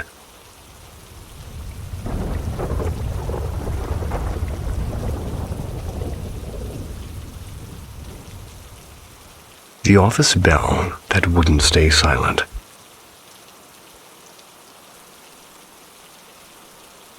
Something odd has been happening at my mom's office, and honestly, it has me rattled because it defies any logical explanation.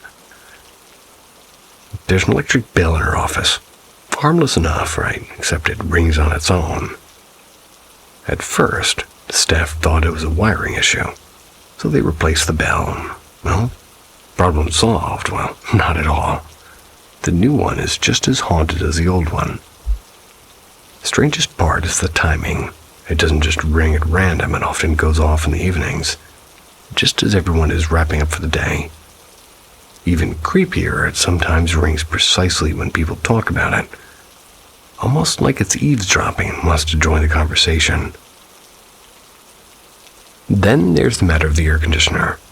The office boy swears he switches it off every night, yet more than once it's been found humming quietly the next morning. Once he's even claimed he saw a swiveled chair roll slightly forward by itself, and he went to check on the AC, so... Yesterday, my mom decided to push things further. Instead of ignoring it, she tried to communicate. Standing quietly in the office, she closed her eyes and asked questions in her mind. Do you need something from me? Are you trapped? Are you male or female? Do you want release from this place? She asked for answers through the bell. 2 rings for yes, 5 quick rings for no. And the terrifying part is the bell obeyed, perfectly. 2 slow rings for yes, 5 rapid ones for no. And she asked about 6 questions, and each time the responses matched her instructions. Now she's convinced that some lost spirit is trying to reach out, hoping for some kind of help, I guess. I'm doing my best to stay rational, but it's hard not to be unsettled, especially since she's in India, dealing with this firsthand while I'm stuck here in Germany, helplessly worrying from afar. See ya.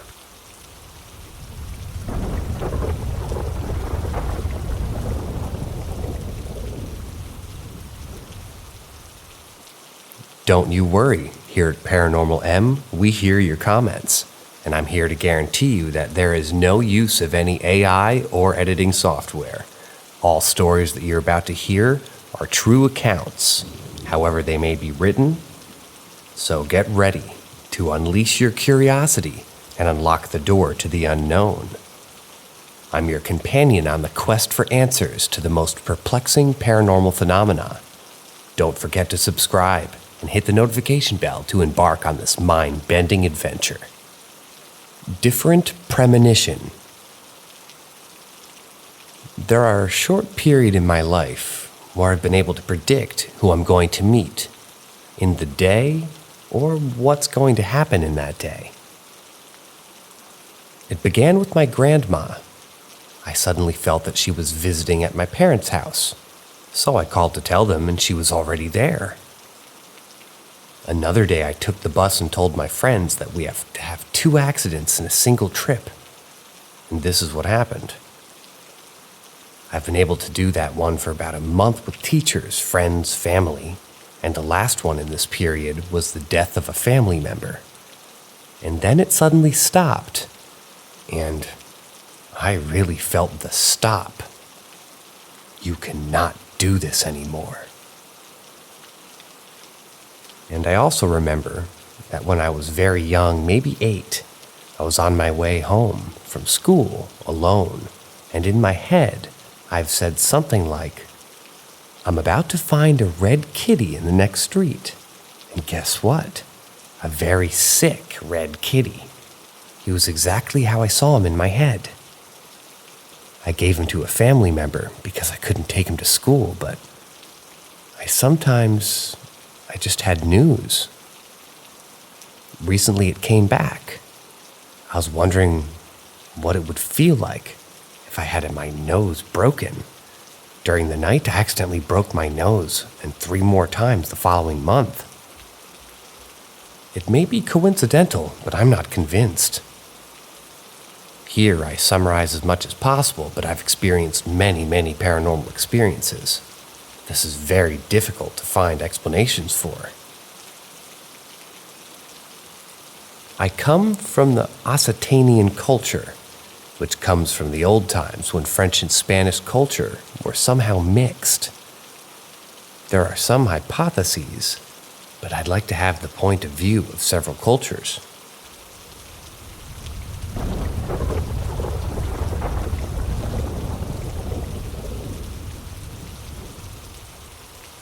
Today I learned that premonitions run in my family, and I'm looking for answers.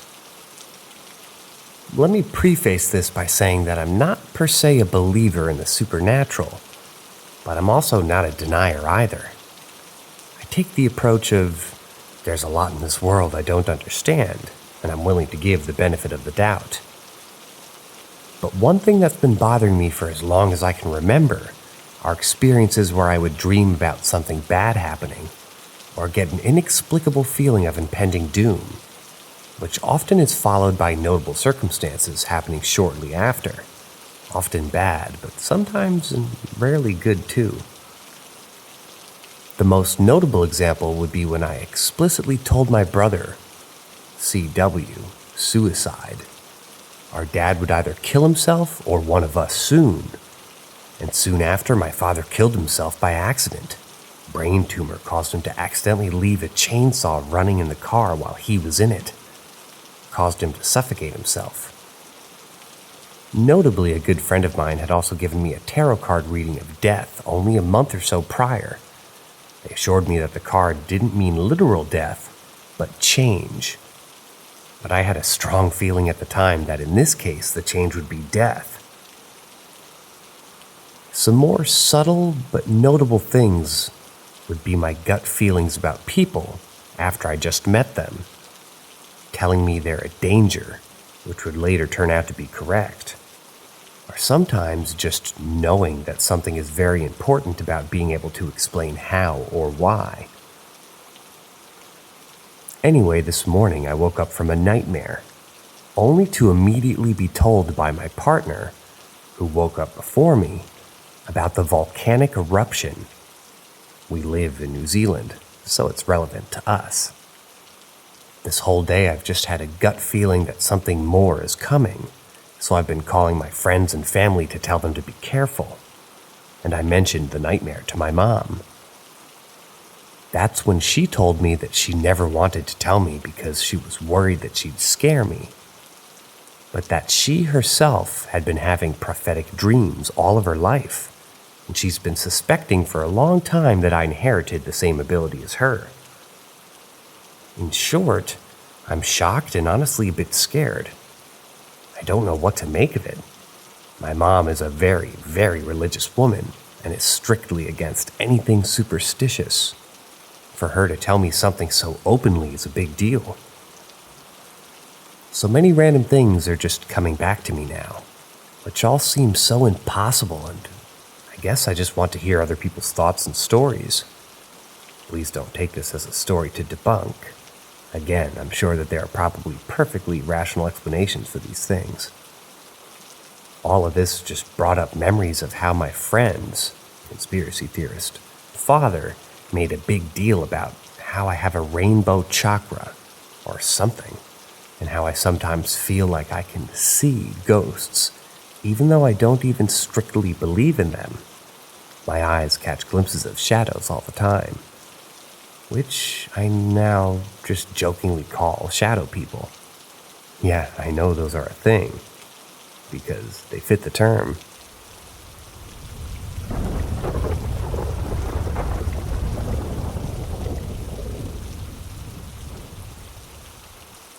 Something is in that house.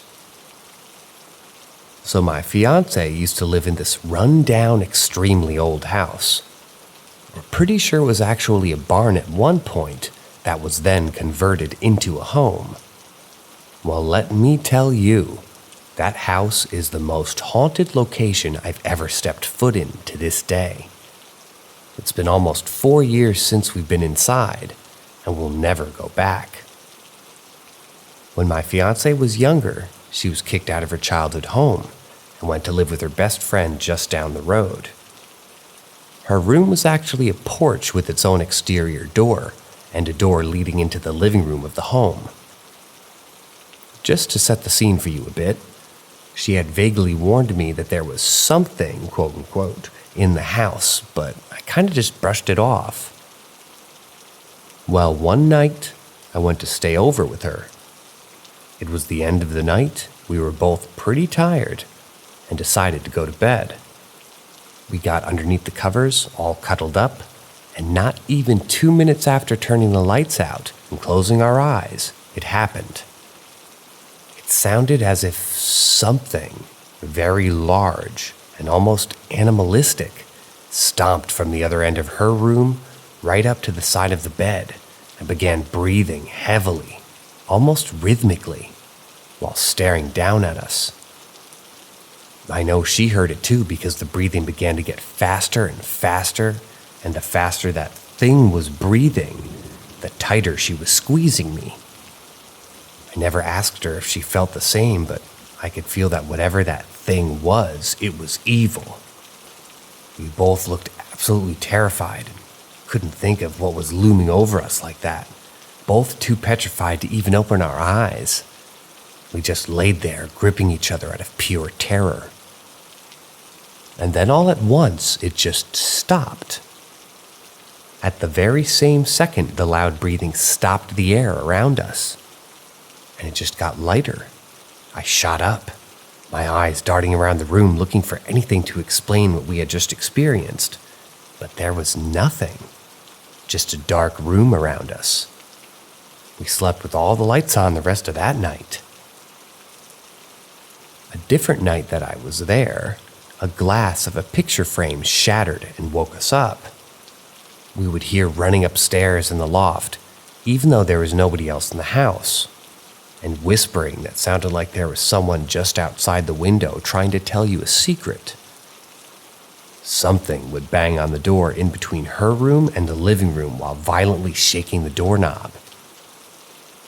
One day, an old baby picture of someone neither of us recognized just showed up on her table, and the nightmares I had when I would sleep there were unlike any I'd ever had in my life.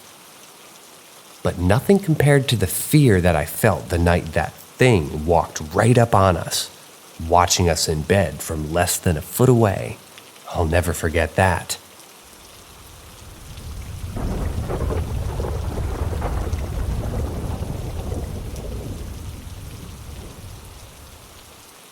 Footsteps in my room. I was 11, staying at my father's place for Christmas holidays. The house and the apartment was new.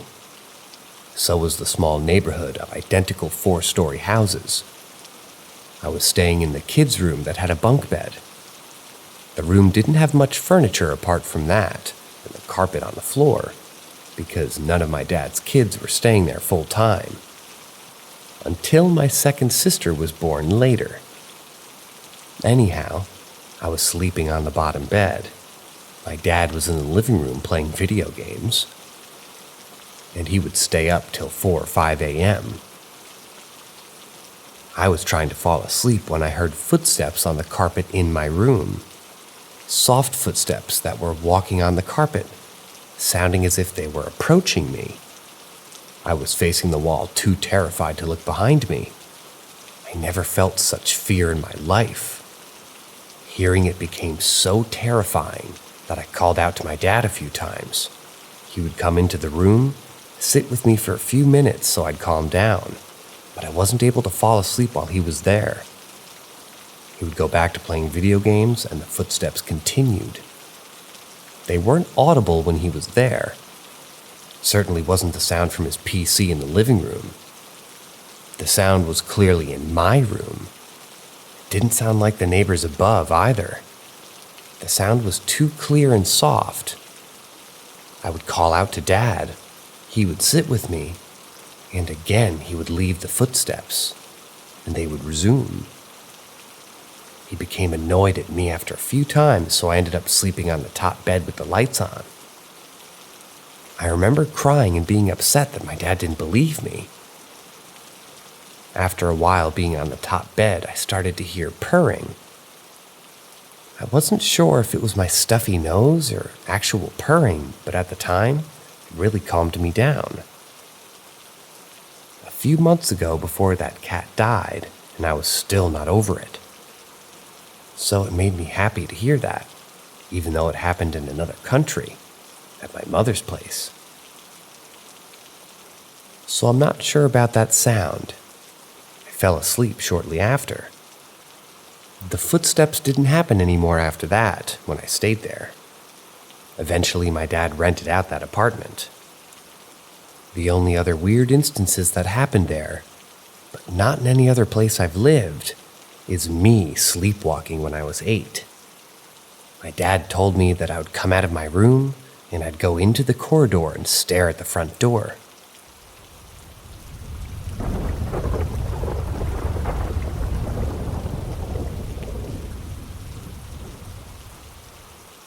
Creepiest thing that's happened to me. So I live in a rural place and in a heavily wooded area. I've always felt totally safe in the woods, even at night.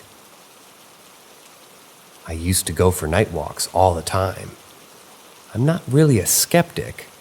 I do believe in some paranormal things, though I've never had an experience until this one. Regardless, I still always try to find the most logical explanation. I don't often feel scared or unnerved by things. This experience, however, really freaked me out, and I've been thinking about it ever since it happened, so I thought I'd share. So this was a few weeks ago. My parents had gone to bed, but I wanted to stay up late. So I settled into the living room to read. Our living room has these giant windows almost covering the entire wall. I left the blinds open and turned on one lamp and sat right by the window.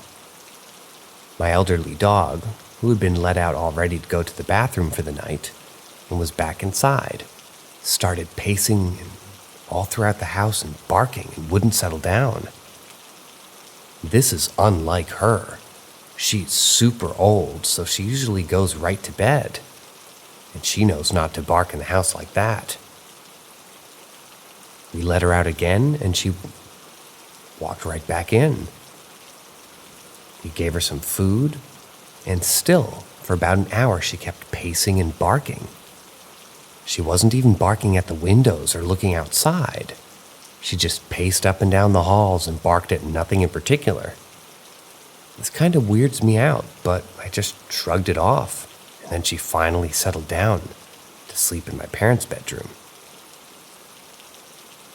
About 20 minutes later, I'm reading on the couch by the window with my cat when I hear my animal walking outside. I only hear it take a few steps. It sounded large, and I figured that it was probably a deer. My cat jumps up and acts super interested in what's outside, pacing up and down the windowsill and peering out there. Then after a few minutes, the screen of the window furthest from me across the room starts shaking violently, like something is shaking or banging on them very hard. Again, these windows span the whole wall. It startled me and I looked over. I couldn't make anything out in the dark to see what was outside, and then the shaking and banging grew even more violent, and the windows next to me started shaking too. My cat freaked out and ran out of the room. At this point, I was really scared, and I just did something that you'll probably think is kind of silly. I literally closed my eyes and threw the blanket over my head and waited for it to stop. The shaking and banging lasted for several more seconds. I remember being taken aback at how much force it seemed to have behind it. I just couldn't bring myself to look. I had an awful feeling, and I think if I looked and saw something horrible, it would really traumatize me. It finally stopped, and I stayed under the blanket for 2 entire hours before I could work up the nerve to get up and go to my bedroom. The next morning, after I wake up, I've calmed down a lot and figured it was probably some kind of animal. I went outside to go look at the window to see if I could find tracks or something and look at the screens, but what I found made my skin crawl.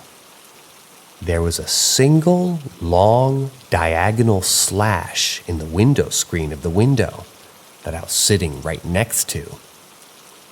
If you're standing in front of where the slash is and looking inside, the slash aligns right over the spot I was sitting, no tracks. So that's creepy as fuck. And what's weird to me is that if it were an animal, why weren't there more slashes? Just one single deliberate slash is strange. There were absolutely no scratch marks or slashes anywhere else on the screens or around the windows, just that one. The other screens were just pretty loose now. If it was a bird, I would have heard wings flapping. I feel like I would have heard animal sounds if it were any other kind of animal.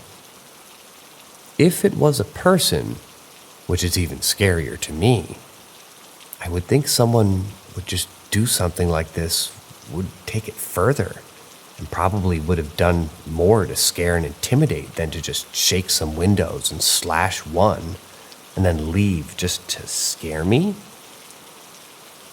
Besides the shaking and banging, there was absolutely no other sounds. And since we live rurally, the chance that it was a person seems more unlikely. It freaks me the fuck out, but there's nothing I can really do about it, other than pop up the trail cairns. Other than put up trail cams. Nothing like this has ever happened to me the entire time I've lived here. A few nights before this happened, I actually started feeling some bad vibes from the woods at night. And to be honest, like I said, I'm normally very at ease with them. But I was out smoking a few nights before in my backyard and just felt like I was being watched. Something was making my skin crawl. And I had been avoiding going outside at night again. And then this happened. This experience really kind of freaked me out. But there's not much I can do except put up some cameras.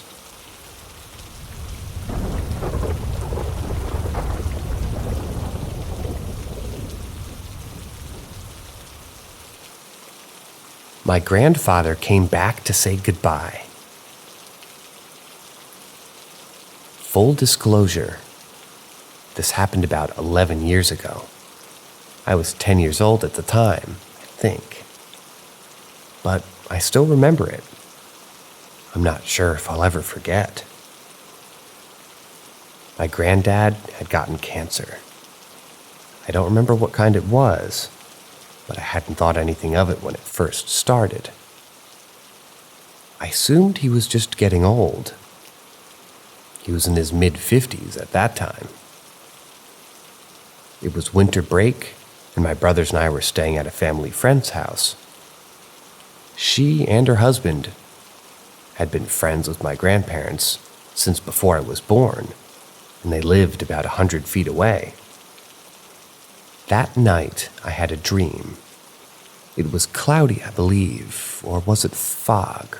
Either way, it was overcast, and my grandfather's white Chevy Silverado was parked out on the street by his and my grandma's house.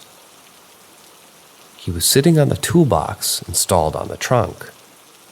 I don't remember his exact words, but he said he loved me and he wanted to say goodbye before he left. I was pretty close to my granddad and I was confused. I didn't understand what he was going on about, but I woke up. Didn't understand where he was going either. When I did wake up, my parents were there. I was confused because they usually waited to be called before coming to get my brother and I. They sat us down and explained that our granddad passed away peacefully in his sleep last night. I was really upset, asked my brothers if they had any dreams about him last night. They both said yes, and recounted the exact same dream that I had had. I realized that he had come to say goodbye before leaving. I'm not sure if he visited my grandma as well, but I am sure that he would have let her know that he loved her. Maybe 3 or 5 years ago, I asked my brothers if they remembered this, but they said no. But I know it was real. I was raised Christian, and I know the Lord let him say goodbye to us one last time. I've been keeping that inside for the past 11 years. But I'm not imagining things.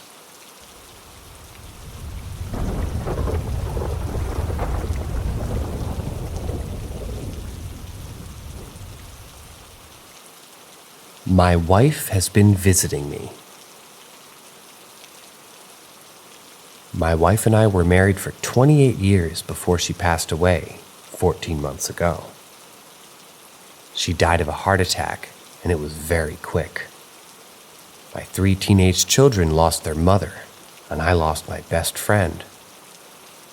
I was in a deep state of shock and grief for the first 6 months. I had a few dreams about her that felt very real.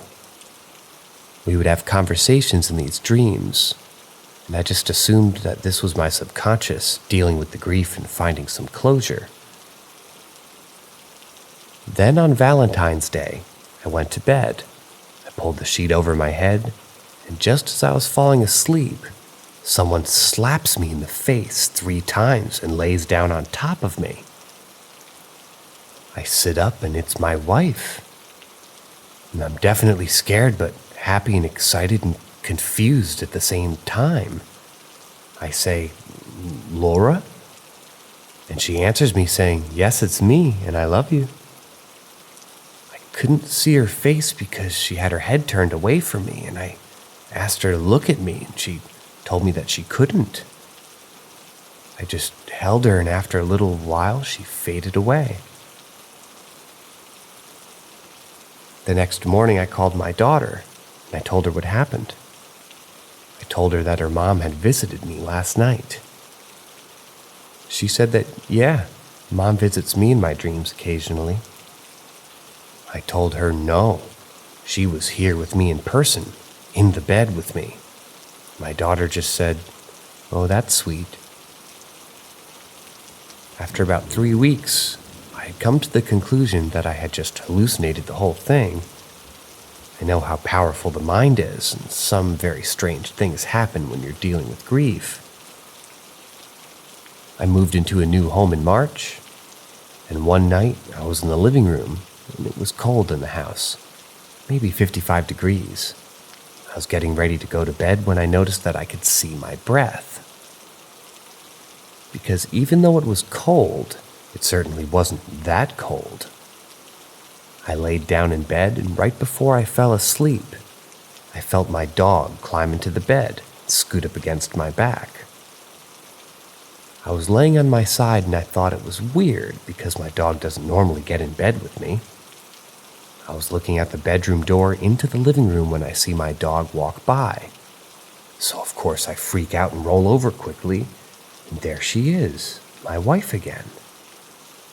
Only this time I can see her face and it's completely black. I mean, like black as midnight. I tell her I love her. She says I love you. And I ask about her skin. She says apparently that's something that happens where she's at. We have a very long conversation. She tells me that she's made some friends and it's okay where she's at. She also says it's very cold. She tells me that she's with me. She's going to stay with me. And after a while, she fades away. This has happened probably 10 more times since March. We've had sex a couple of times, but mostly we just hold each other and talk. More often than not, I keep a sheet between us. I normally sleep with the sheet above me, and she normally smacks me on the face 2 or 3 times to get my attention. This is very real, and I'm just relaying something new that's happening in my life that I think most people in the subreddit might be interested in. I know I was, as the narrator.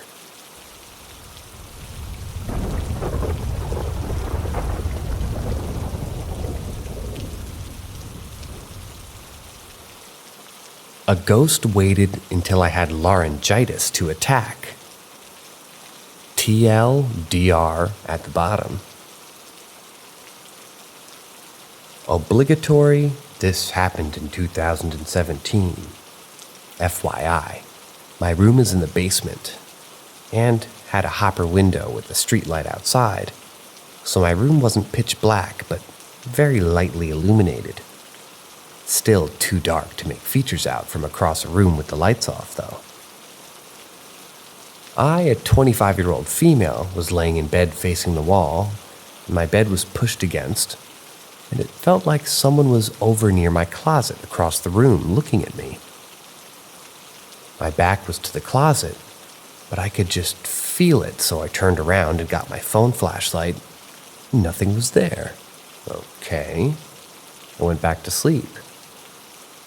A few days go by and I feel like somebody's looking at me again. My back is to my closet again. I'm facing the wall.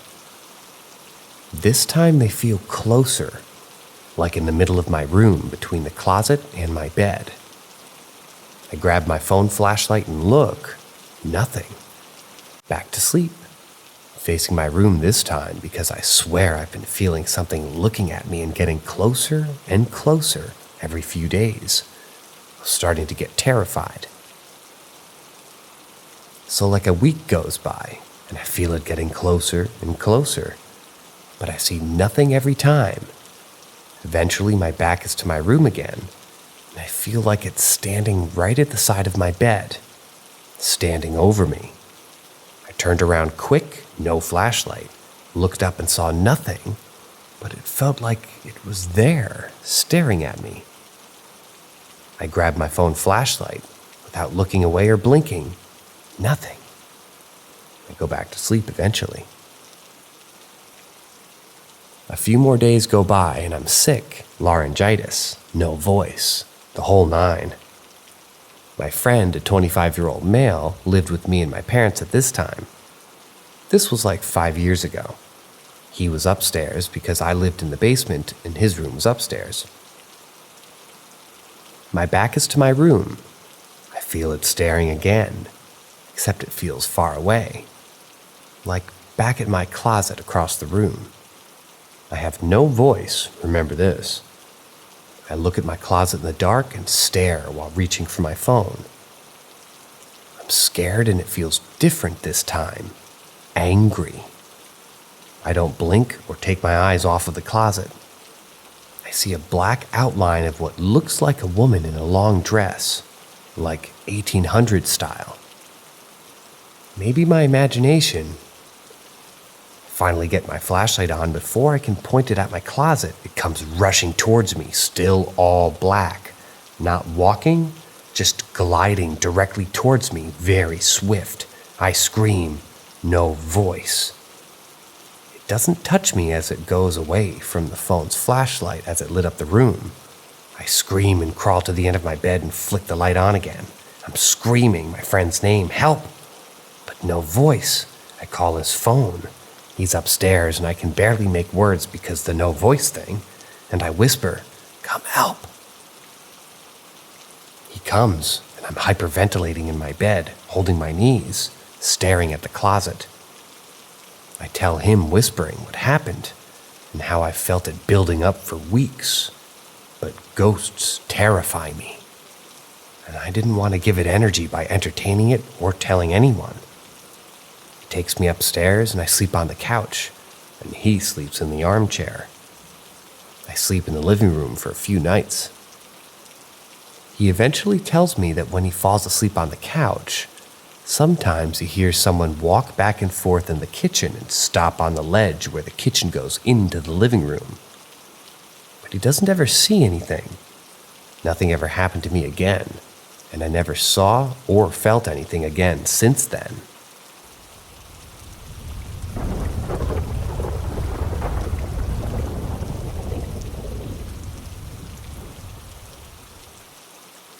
A house ruined my 2 years of life. I moved into this house in July of 2016. It was just my father and I. It was a nice 3-bedroom house in a nice, well-kept neighborhood on the outskirts of town. When I first visited the house for a viewing, it was like a dream, and it was the only house that we had seen that really stood out to us. We eventually ended up choosing it because of how much we loved it. There were no negative feelings, no feelings of sickness, nothing. But as soon as we moved in, things started to change in ways that we couldn't really understand. Doors would close on their own. Lights would shut off or on after you've left a room. The unmistakable sound of someone in the garage and back porch, and just an overall sense of unease. The house always felt like it held heavy air, and that sense of ease never lifted.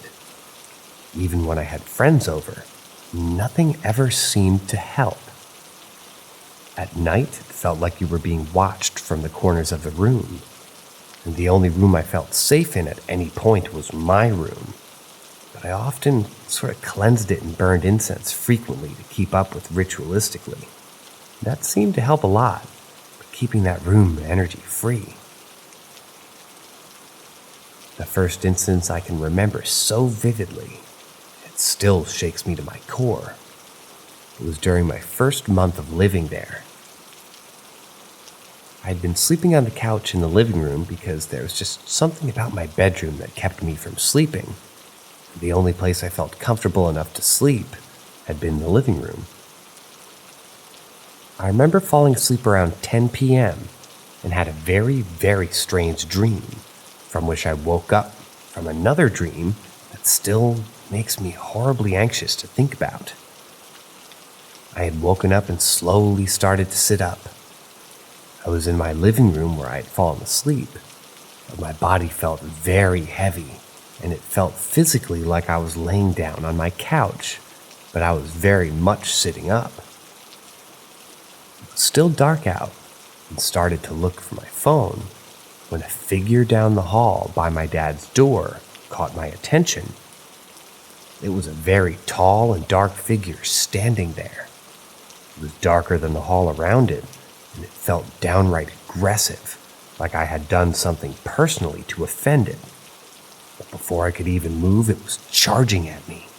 I felt the floor shake and heard the sound of rustling fabric and very deep labored breathing, which only stopped as I shot awake, sitting up from the couch. Nothing was out of place. The only thing that had hinted something having been there was my cat, who had his back hunched and was hissing toward the hallway. Luckily, it was roughly 7 a.m., and the sun started to rise. I didn't move from my spot till the entire room was covered in the light of the sun. when my dad lost his job was when I was about 18 and we had to sell the house. Things started to stir when everything started to be moved out of the house. Due to my dad having to get a job in the city, he was going to move in with his friend, who lived not far from said city. He was going to help me get an apartment when I turned 18, since we were likely going to sell the house after my birthday.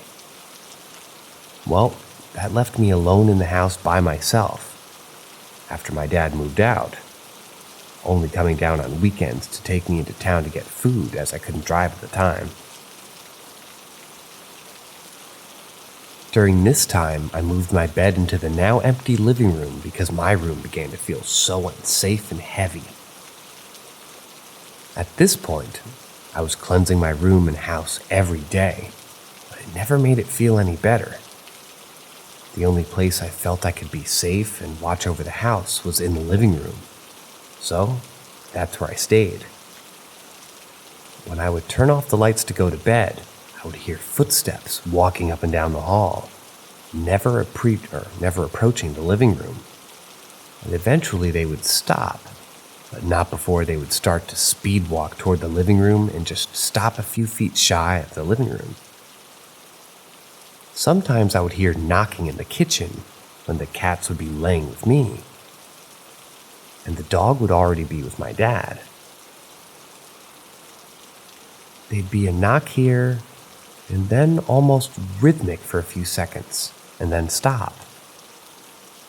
Every night I experienced terrible night terrors that I couldn't wake up from, where a man with an unidentifiable face would be screaming somewhere in the house, and would wake me up and then would come storming out into the living room. At this point, he would point at me and continue yelling before stomping up to me as I scrambled to get away. He got on top of me and started strangling me. And as he did this, his face would distort into this terrifying face I can't even begin to describe, while the house would begin to set ablaze. This happened every night until I moved out. Some smaller instances where I was living there. The sound of a man yelling and screaming in the garage, throwing tools around, and very loud music. But when you'd go to check out, you'd just be met with a dark, dead, silent, and untouched garage. Couldn't have been from my neighbors either. We lived in a cul-de-sac. My neighbors were placed just far enough that you could barely see their front door.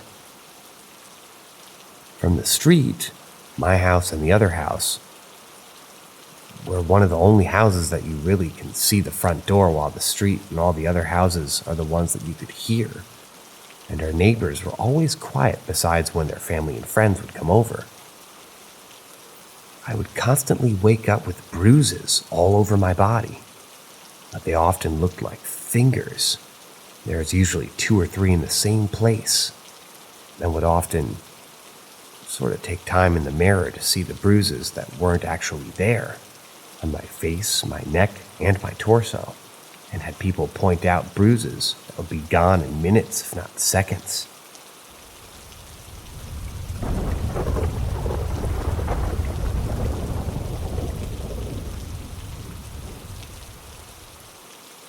My grandmother left me flowers after her death. First off, I was very close to my grandmother. I was her first grandchild, and we had the most amazing bond. Now, as a 27-year-old man, I still occasionally feel this happy urge to go and visit her, even though she's been gone for years. She taught me a lot of things, including gardening, which was one of her favorite things to do. We used to garden together, which later made me buy my own allotment to grow vegetables and flowers. So I had owned said allotment for a couple of weeks when my grandmother came to visit me. She was so proud with what I had done to the place, and then she told me that she had cancer, and that she probably wouldn't survive long enough to see all the flowers in the garden blossom. Broke my heart. Within weeks, she was in intensive care, when I visited her in hospice, just hours before she died, she was in a coma, and I begged her to let go, which she did. My family owns a house just by a fjord, a river. My grandparents also used to have a house there, so my grandmother had just wished to have her ashes spread over the water so she would still be close to us. I'd picked her favorite flowers for my allotment as my last gift to her. I put the flowers in the water as well as a sip of beer, which she also enjoyed. 2 weeks later, I get a call from my mom. She just wanted me to know that 3 yellow flowers had appeared on their private pier overnight. The flowers are not indigenous to my country and actually quite rare to come across. They were just as fresh as if they had been cut. Needless to say, we were all shocked, mostly because only my mom and me knew those yellow flowers were a favorite. My dad and brothers would have never thought of it, let alone pulled a prank on us. As a reminder, I have one of those flowers tattooed on my arm. The new house I built on my allotment bears her name, and every spring I plant dozens of these bulbs in her memory. It could all mean a prank, but in my heart, I know it wasn't. She just wanted to let me know that she was still around.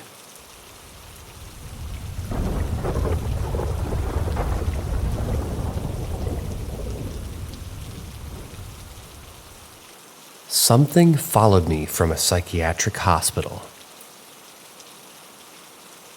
So I've been back and forth on whether or not to tell this story. Mostly because it involves some aspects of my working life that I'm not at liberty to discuss, but also because I had a severe personal implication for me. Anyway, I've decided to share it here, and I hope you understand why these things I simply can't go into detail about. This all started in December of 2020. As a part of my education, I was scheduled for a 6-month internship at a psychiatric hospital. I had previous experience with working with this type of patient, so I was really excited about it. I switched around 4 different wards in the hospital, so I treated a lot of different people with a lot of different problems. I was curious about all the different aspects, so I never said no to any task, which meant I came across everything from murderers, pedophiles, to suicidal teenagers with personality disorders. In my work life, I've had people spit at me, verbally and physically assault me, throw shit at me, and all that stuff.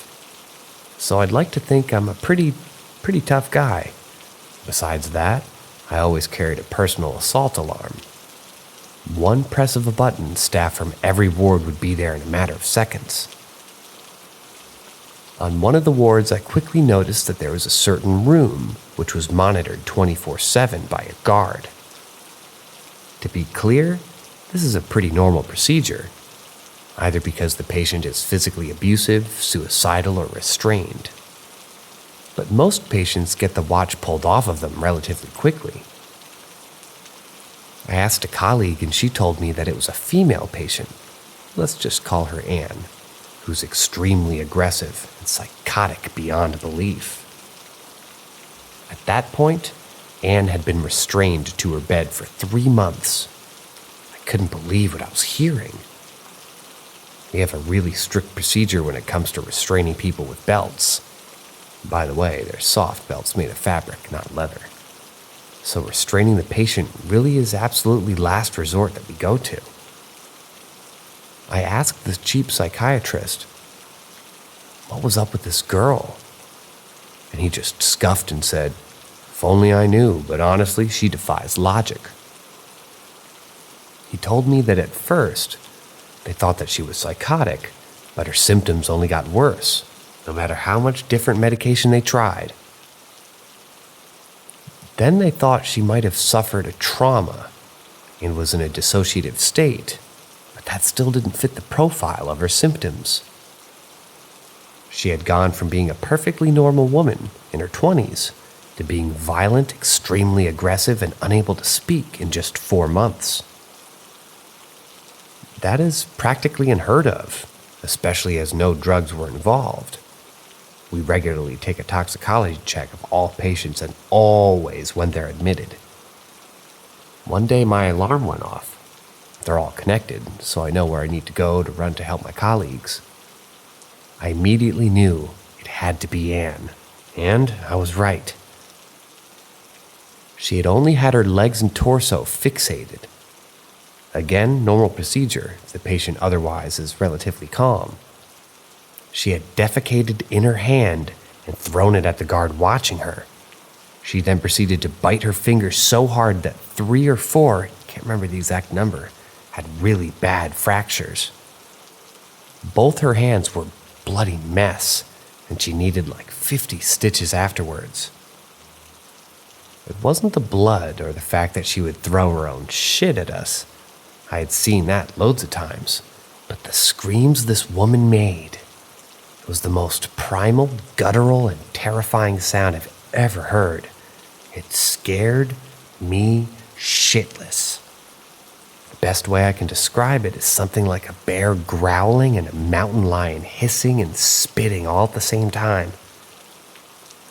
I've seen my fair share of people in primal distress, but I could have never imagined that a person could make a sound like that. As an intern, I'm in no way allowed to use force, so I was just watching as 7 of my colleagues tried to fixate her to her bed. They had serious trouble pinning her down. Remind you that these are really experienced people. At last, we called a medicinal alarm, which immediately calls for a chief psychiatrist to make decisions. He decided to forcefully medicate her. They gave her 1 and then a 2nd shot. Only seemed to piss her off, even though it should have put a bear to sleep. At the 3rd injection, she calmed enough to where they could restrain her. She never nodded off. She just breathed heavily and kept staring up at the same corner of the room, sometimes smirking at something only she could see. Fast forward 2 weeks. I was back at the ward. It was relatively calm and on the weekend, so there really wasn't much to do. Anne was in one of their good periods, so she had had her restraints removed. A guard was always by her, though. I was sitting in the office when suddenly I see Anne walking in the hallway without the guard. I don't know if he had taken a bathroom break or whatever, but he wasn't around. So I caught up with her. I asked her what she was doing in the hallway alone, but of course she didn't respond. I should mention that many of my colleagues were afraid of Anne, and rightfully so, even though everyone is aware that it's the illness and not the person attacking you, but when it keeps happening, that patient does catch some stigma. I, for one, always try to look at the person and not the illness. So I asked where we were going. She took me by the arm and led me to the common area. She went over to a book cabinet, turned and looked at me and muttered, "Read book." I was completely taken back by the fact that she was speaking. She pulled out a random book and handed it to me. Then she sat down on the floor and started rocking back and forth. I joined her on the floor and started reading the book. It was just some random old book, probably from a charity, and it had no special meaning. But as I read, she came closer and closer to me. Then she cuddled up on me, put her head on my lap, and fell asleep. One of my colleagues came by and she looked absolutely shocked. And before I knew it, 5 or 6 people, including the chief psychiatrist, was looking at me reading this random book out to her. I caught a lot of praise for this, which is actually nice. But then things took a turn for the worst, at least for me. It started one night when I was home alone. It was a completely normal night for me, until I heard something from upstairs coming down the stairs. The best way to describe it is like a big dog thrashing and tumbling down the stairs. You know, like when a dog rushes down the stairs to greet you. But this was bigger, much bigger. I could hear the weight of something tumbling down while nails or claws or whatever slid on the steps. I got up thinking that somehow there was a massive animal in my house. But there was nothing there. That scared the ever-living shit out of me. I had never had anything like that happen to me. I left the house and stayed the night with my parents. But I also had strange effects on my body, like I had a filter over my eyes or something. Everything started to seem out of focus, like tunnel vision, but with a massive blur added to it. And then I started to disassociate. Had this feeling of being totally cut off from the contact of my body. Then came the panic attacks. My girlfriend called an ambulance one of the times because I was on the verge of a heart attack. The paramedic said I had a heart rate of 240. I've had no prior problems with my psyche, but I figure it was stress. I have suffered from sleep paralysis before, but never with hallucinations, or whatever you want to call it. But that started recently. I see a large black mass with long arms and legs sit in the right corner of our bedroom, like a massive spider, but just with 4 legs. This is now happening on a nightly basis. A couple of days ago, I told my girlfriend about it, because she kept pestering me with questions about my nightmares. She said, "That's funny. Every time you're about to go to sleep, you look up in that corner and you just sort of smirk." That reminded me of Anne. Now I'm absolutely terrified that I might have brought something home. Believe it or not, that's up to you. I've never treated a patient like Anne. None of my colleagues had either. Scary stuff. I've never suffered from any psychological problems before, never. But something's going on, I'm sure of it. It feels like it wants to get back at me or something. I don't know. And by the way, Anne is much better today. She's in a rehabilitation home where she thrives. One day she might even be able to have a normal life.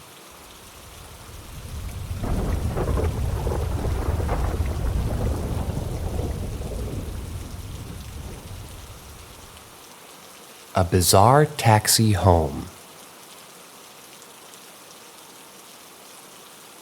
We were in Belfast, North Ireland, and it was around 4:30. A group of friends and I had just left a party. And while they were all very much not sober, I'm straight edge, and I can recall this clearly.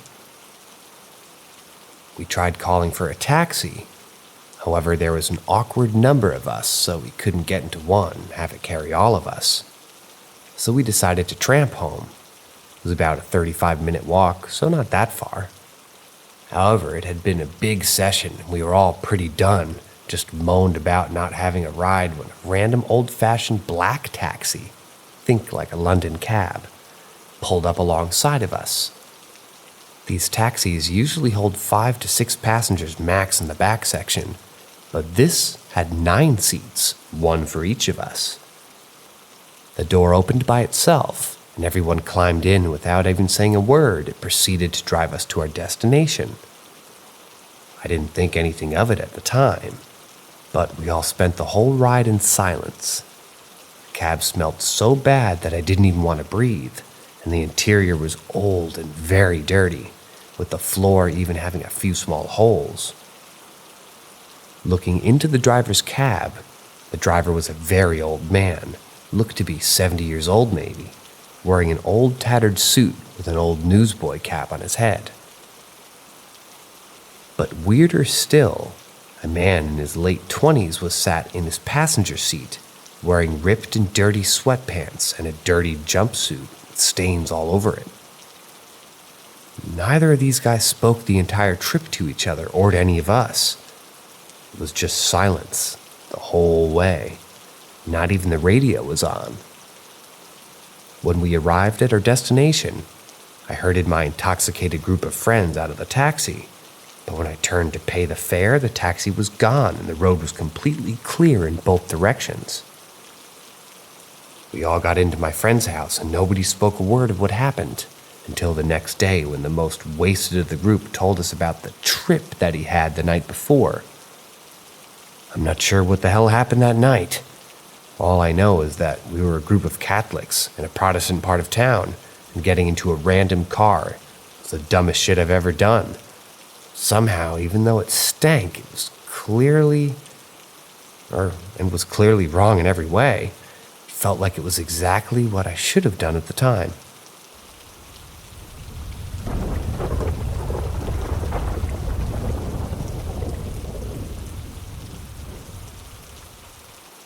Negative entity taking the form of my father.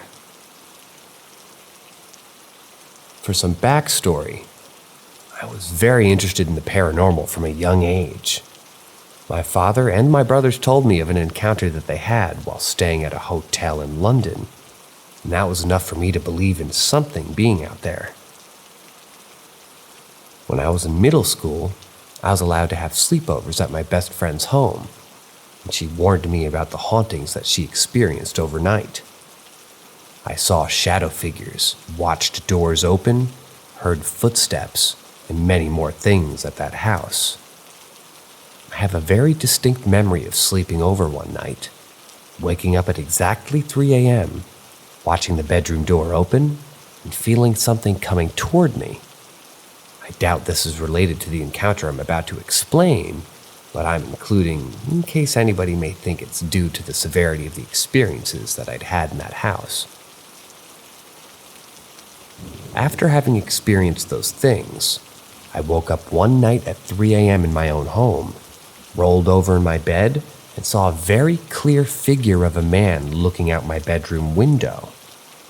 It looked to me just like my dad, who was still very much alive and was sleeping down the hall. So I said out loud, "Dad, what are you doing?" The figure turned to look at me, in which I was able to see it.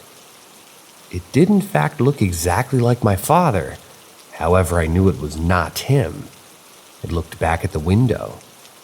So I closed my eyes for a minute, and when I opened them, the figure was gone. I know I wasn't dreaming, because when I opened my eyes, I also dropped my iPod on the ground. And when I woke up the next morning, it was on the ground in the exact position I dropped it. Also, to be sure, I asked my father if he came to check on me during the night, and he assured me that he did not. Really, what I'm getting at here is, I'm wondering if anybody has an idea of what type of spirit or entity would appear this way. I've read about negative spirits appearing as people you know, or somebody that looks less threatening. And I'm even thinking that maybe something followed me home from my friend's home. I lived in that house for another 10 years or so and never had another encounter there. I'd love to hear what anybody else thinks about this.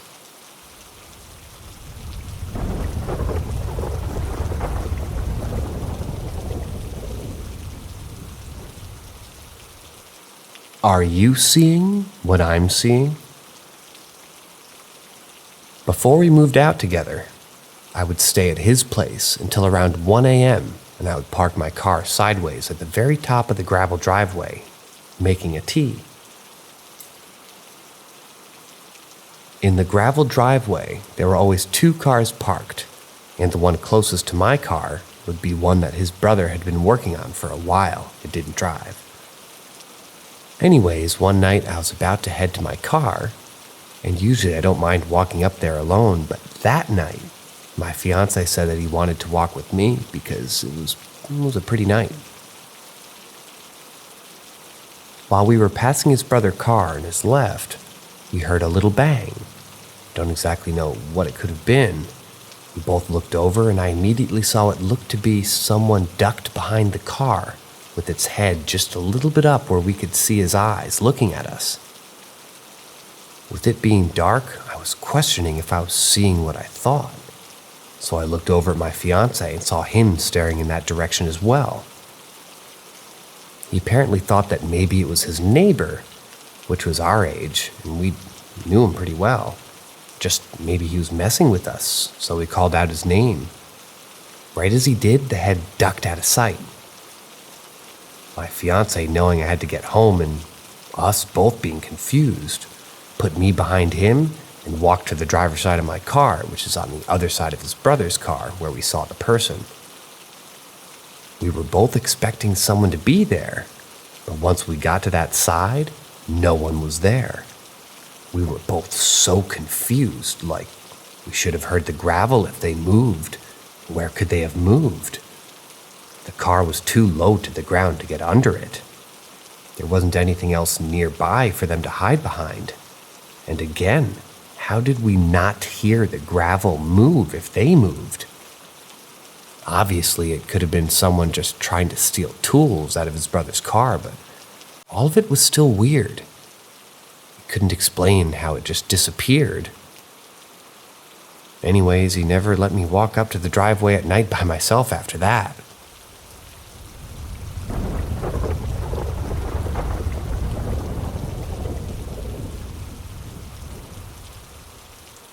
It didn't have a mouth. This happened in September of 2020 in Aiken, South Carolina. I didn't grow up there, and we only ever lived there for about 6 months, so I'm not too familiar with the area.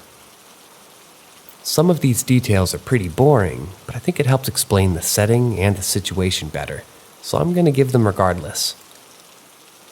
My fiance, G, had reconnected with an old family friend from high school, B, and we decided to rent his basement, which was renovated into a separate apartment while we looked for a place of our own.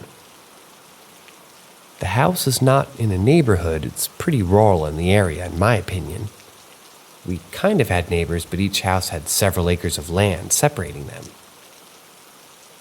B had 2 large adult dogs, probably 55 to 65 pounds, and our dog was a little smaller than them at the time. The dogs would run around and play in the woods at the edge of the backyard. Everything was good for the first few weeks. Then, at night, we started feeling very unnerved if we had to go outside. I know it sounds so cliche, but it felt like something was standing in the woods staring at us.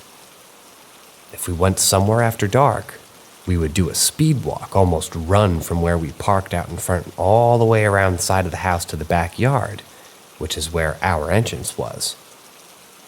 Then we started hearing it, quote unquote. As I mentioned earlier, the dogs ran and played in the woods, so we were very aware of what it sounded like when a 60-pound creature was rambling around in the woods. This was much larger, so much bigger. It wasn't just the 3 of us hyping each other up to be scared either. Anyone that came to hang out, there was a pool in the backyard, so we had a fair amount of visitors, would hear it, and no one ever stayed outside after sunset. We thought it was a bear, to be honest, because whatever was making the noise was huge, much larger than a person, so a bear is the only thing that really fits in our minds. A few months go by, and we find our own place, and we were in the process of moving out when this occurred. My fiance was up at the car, arranging the boxes so that we could maximize the space that we had available. I had just carried a box up to him and was walking back around the side of the house, from the front to the backyard, and it was sloped downhill a little bit.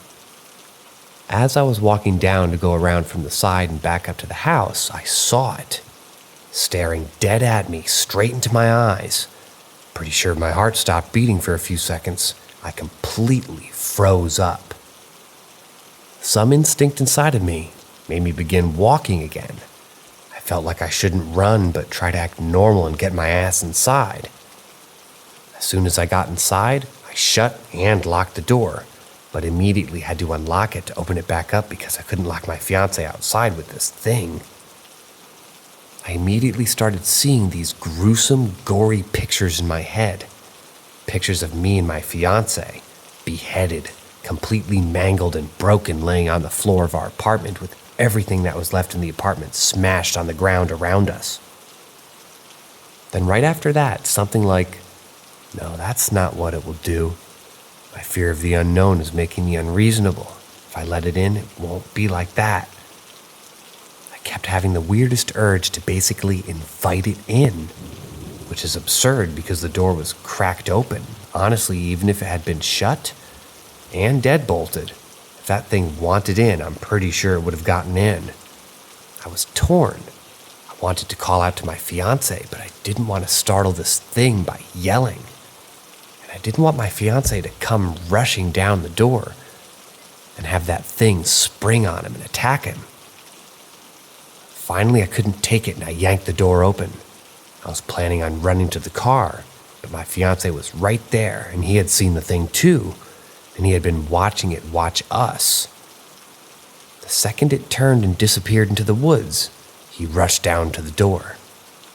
This thing was super tall, super skinny, and a sickly shade of whitish gray. It had brightly lit up glowing eyes. One very crazy detail, that I swear the eyes were a golden color. My fiance swears that they were red. I don't understand any of this, but especially that part. The worst part of its appearance, however, was that it didn't have a mouth. Besides its bright eyes, the rest of its face was just skin. Tightly stretched, but perfectly smoothed out skin on its face. WTF.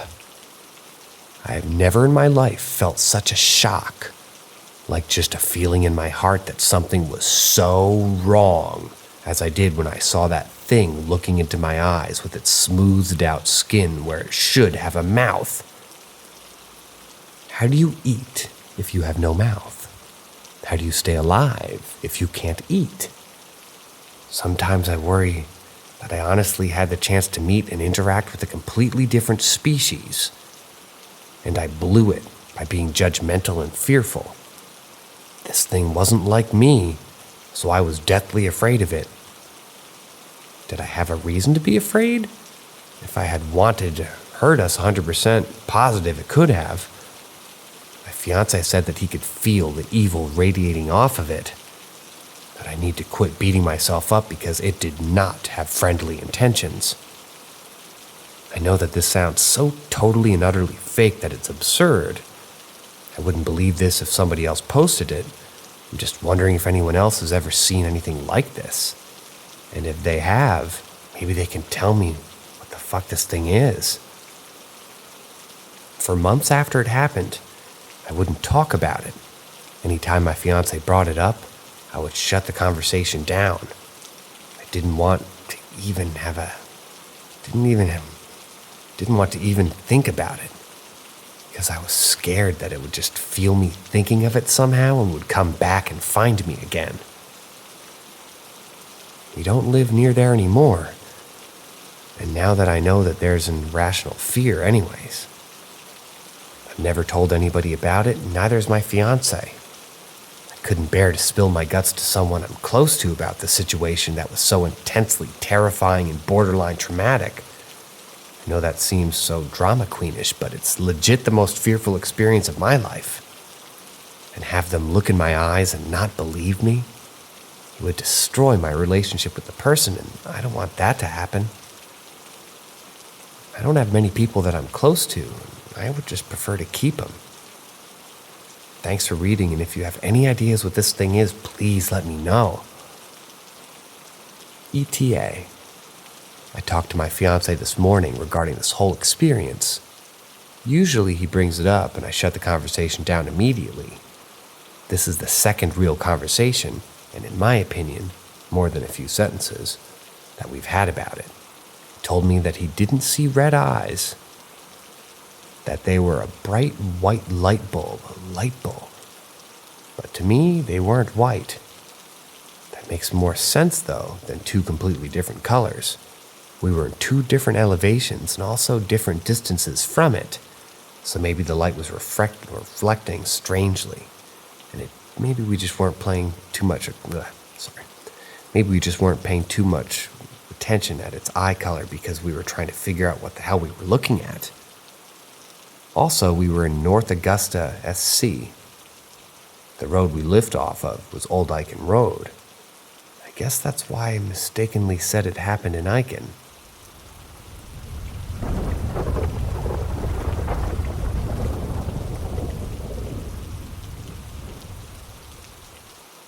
Seance gone wrong. When I, a female, was 12 years old, my twin and I were super into ghosts and would watch ghost shows on TV all the time. One thing that we watched was a segment where they'd take a cup, turn it so it would bottom up. Everyone in the circle would put their finger on it. They called this a seance, and they'd ask yes or no questions, and if the cup moved, that it was supposed to mean yes. So obviously my siblings and I had to try this.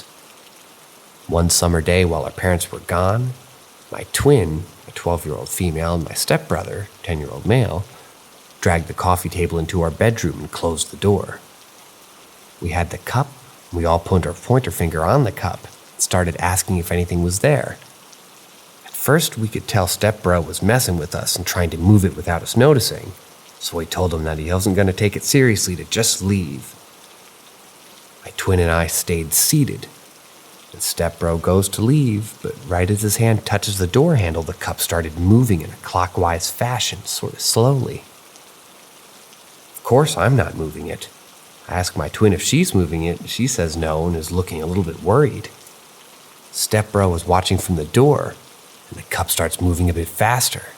I take my finger off the cup and go towards stepbro, watching in horror as the cup continues to move faster and faster. Bless my twin because she held on a bit longer, but eventually the cup was moving so fast her hand wouldn't stay on even if she had wanted it to be there. The three of us run screaming out of that room. The cup is still moving and no one's touching it anymore. I have no explanation for what happened. All of us ran screaming from that room, and the cup eventually ended up on the floor. Honestly, I have no idea how it flew off. Because I was gone. Still one of the most bizarre things I've ever experienced.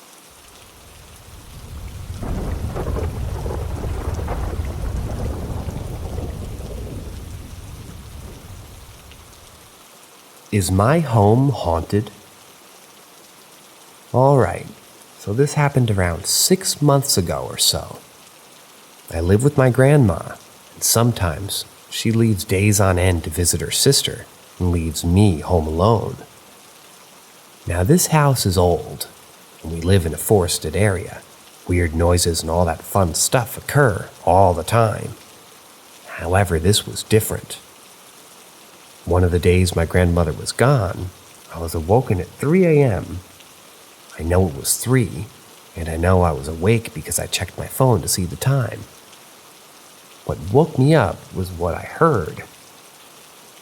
It was my front door opening, which was odd to me because my grandma hates driving at night, but I still assumed that my grandma was home.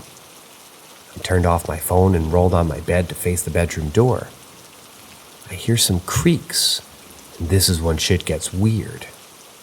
I don't know if I just fell asleep really quick or if this shit actually happened, but as I was looking at my door, with my head under the pillow, I saw what appeared to have been my door open with a hand dangling by my room light. I once again just assumed that this was my grandma and went back to sleep. In the morning I woke up, called for my grandma just to find out she never came home. Now this is when I had a small freak out because I was awakened by my front door opening. Yeah, I locked all the doors. This was day 1. Day 2 of my grandma being gone was my small freak-out day. I double-checked everything. My front door was locked, my back door was locked. Everything was just the way I left it. My day went on normally. When nighttime hit, the entire time I just had this feeling I was being watched, observed. I closed the blinds to my house and essentially locked myself in my room. I was watching some Star Trek with my window open and heard branches and leaves crack outside. Living in a forested area, I assumed it was a deer or rabbit, so I gave it a quick glance opened my bedroom blinds a small amount. And well, it obviously was dark, but I saw nothing. Nothing that could have made a sound of branches breaking like that right out by my window. Nothing creepy happened that night, but I still felt uneasy. When my grandma finally comes home, everything went back to normal. No more uneasy feeling or feeling of being watched. However, now whenever she leaves for multiple days, it does come back.